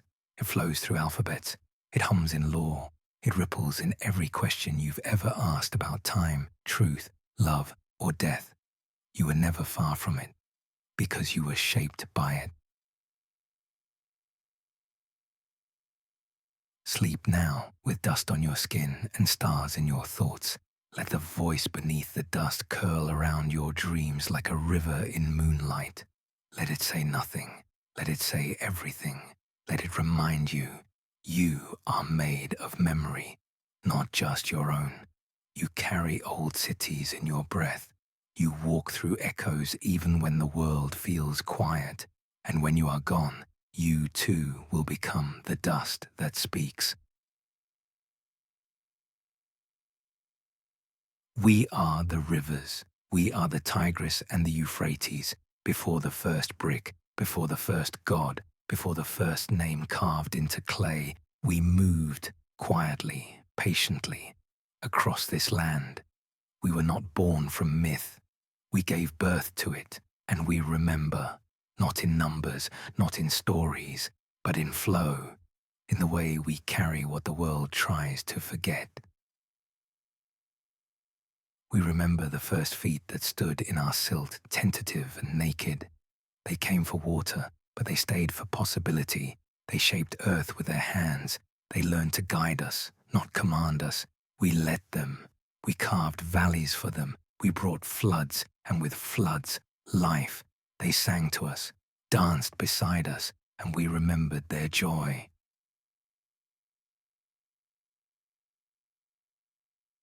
We remember when they built cities like prayers, temples like promises, walls that thought they could hold back time. They carved canals, narrow, brilliant threads meant to tame us. But we are not tameable. We gave, we took, we taught them what balance means. The floods were not punishment. They were memory, reminders that nothing stands without humility. We remember Shuruppak buried in mud. We remember Kish, the sound of bronze on stone. We remember the shimmer of before the shadow of empire fell. We remember the laughter of children who have no names now, but still echo in the curve of our current. We remember the clay tablets slipped from hands in panic, the ones that never dried. We hold them still, beneath our sand, beneath your history. We do not weep. Water does not mourn, but we carry grief like a vessel carries light. We carried Enkidu's death as surely as Gilgamesh's sorrow. We carried laws, broken and remade. We carried blood from wars that gods refused to stop, and still we flowed, because memory is not still. It moves, it reshapes, it endures. We remember every drought, every time someone knelt on our banks and begged for rain. We remember the kings who diverted us for gardens they would never see finished. We remember the farmers who cursed and thanked us in the same breath. We remember the bridges, not their names, their weight. We remember the feet that crossed and the ones that never returned. When you walk beside us now, we are not the same, but we are not gone. Our paths have shifted, our names spoken in new tongues, yet we flow through you still. In your veins, in your tears, in your metaphors. You say river of time. You say ebb and flow. You say the current of history. You speak our memory without knowing, and we remember that too. We saw the scribes dip reeds into ink. We watched as stories bloomed on clay. We carried those tablets when floods came, not to destroy, but to carry forward. We are the archive you cannot open, but we are always here. Some stories drown, others drift, a few settle in still pools, untouched until someone listens again, like now, like you. We remember when they stopped listening, when they saw us only as borders, as obstacles, as symbols to be painted on maps. They forgot we are alive. We are not the past. We are process. We are witness. We are not waiting to be remembered. We are remembering you.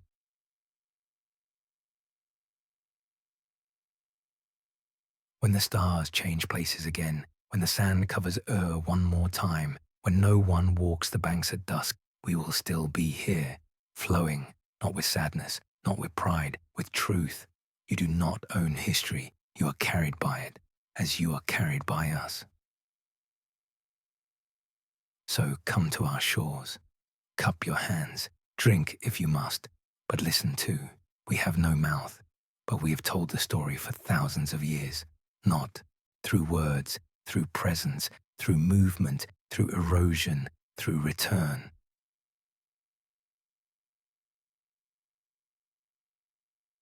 Sleep now with the sound of water where your heartbeat would be. Let the current curl around your ankles. Let the flood take only your forgetting. Let the rivers remember for you, because they always have, because they always will. We are not the ruins, we are what flows between them. And if you close your eyes tonight, you may still hear what the first dreamer heard, the hush of an ancient river, whispering its memory into a waiting world.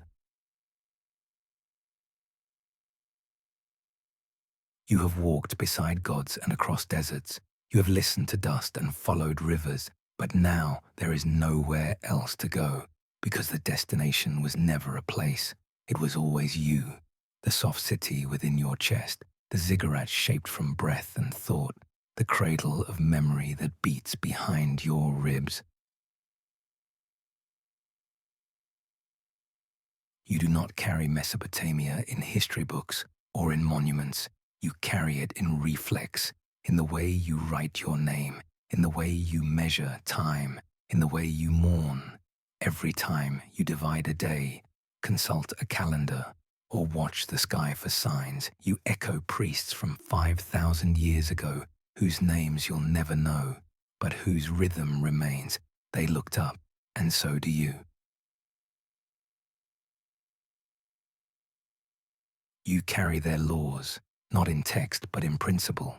When you seek fairness, when you demand reason, when you whisper the word justice, you speak with Hammurabi's tongue. When you hesitate before vengeance, when you write a wrong in paper instead of blood, you become the afterglow of a code etched in stone long before your birth. You were not there, but the law shaped you anyway. That is what civilization means, not bricks, but boundaries, not kings, but conscience. You carry their stories, not in plot, but in instinct, the yearning of Gilgamesh, to live, to lose, to seek again, still pulses in every tale you love. The flood he feared still flows through every myth of cleansing. The gods he questioned are not your gods, but they are your questions. What happens when we die? What makes a life worth remembering? Why do we keep returning to the same rivers, the same mistakes? These are not new. You were born asking ancient things. You carry their awe. When lightning splits the sky, when the moon hangs low and gold, when you see a mountain and forget how to breathe, you return to that first gasp that became worship. Not out of doctrine, but out of wonder. The same wonder that lit oil lamps in temples, that shaped reeds into hymn, that built towers not for war, but for reaching. Your silence in the face of beauty is the oldest prayer. You are not separate from that. You are the continuation.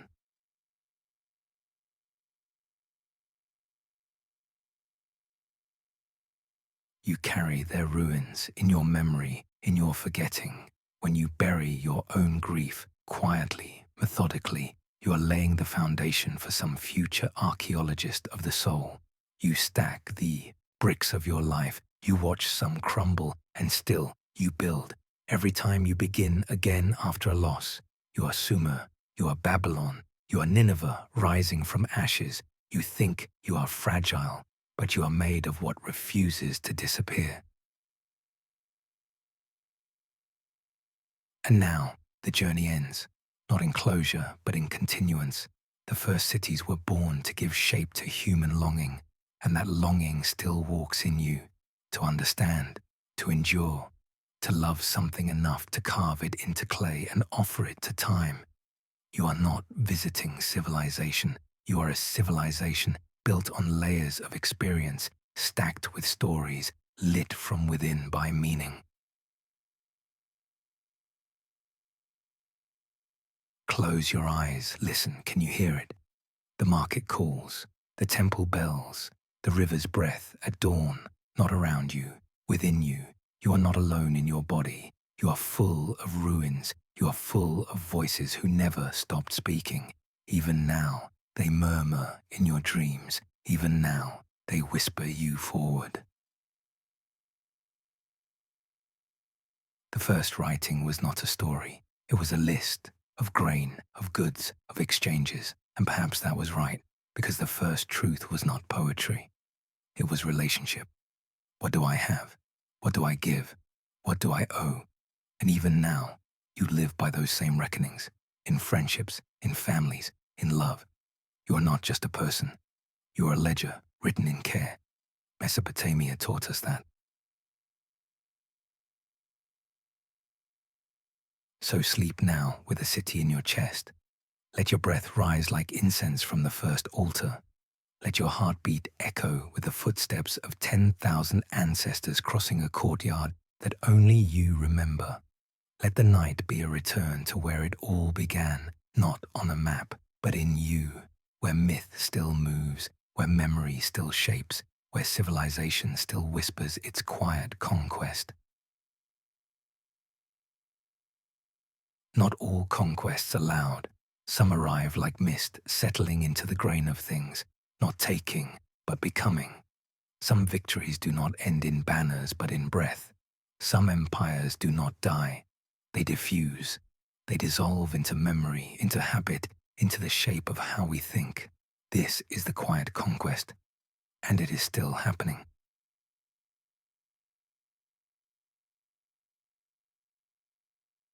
Mesopotamia never reached the corners of the earth by chariot or flame. It did not sail oceans or build marble roads. It spread through time, through syllables, through story. Its conquest was not one of territory, but of shua, but of structure. The way you order a sentence, the way you balance a law, the way you say, this happened, therefore. Cause and effect, justice and record, worship and will. None of these were born in silence. They were born in Sumer, and now they live in you. You speak it without knowing every time you write, every time you measure, every time you divide a day into hours. You carry Mesopotamia forward, not as a flag, but as a rhythm, not as a relic, but as an organ. It beats in you like a second heart, one made of code, made of covenant, made of continuity. This is not nostalgia. This is lineage. Look again at what remains. The bricks, cracked, the gods, forgotten, the kings, dust, but the structure still standing, still functioning, still shaping the world in ways you do not see because you live inside them. What was once sacred is now assumed, and that is the most complete conquest of all. Empires of war shatter under time's breath, but empires of thought, they vanish into everything until nothing is untouched, until you cannot draw a line, write a contract, pray to a god, or sing a lullaby without echoing a people whose names are no longer known, but whose impact is immovable.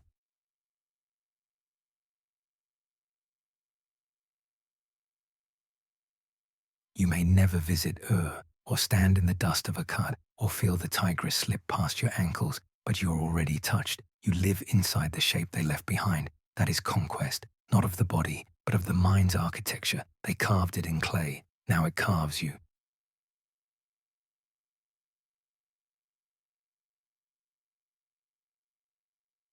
No one speaks Sumerian anymore, and yet you speak it when you say city, when you keep time, when you value a written truth over a shouted one. You are not a descendant by blood. You are a descendant by behavior, by grammar, by memory, by longing. You are the final library. You are the tablet that breathes.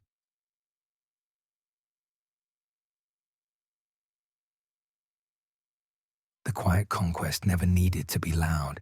It let others conquer and collapse. It waited. It became the soil from which modernity would grow.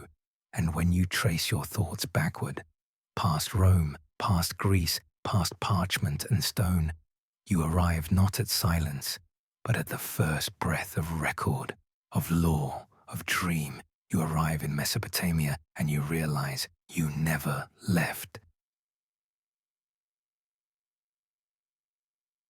This is how it ends, not with finality, but with echo, not with a monument, but with a murmur, a reminder that what endures is not what shouts the loudest, but what listens longest. The gods did not win, the words did.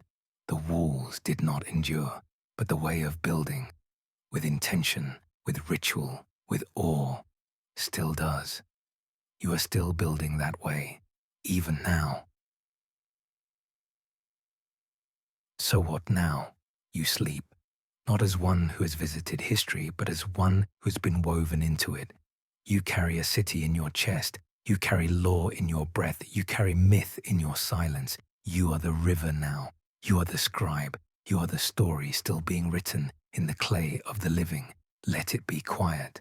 Let it be deep. Let it be yours. The conquest was never loud. It was patient, precise, sacred, and it never ended.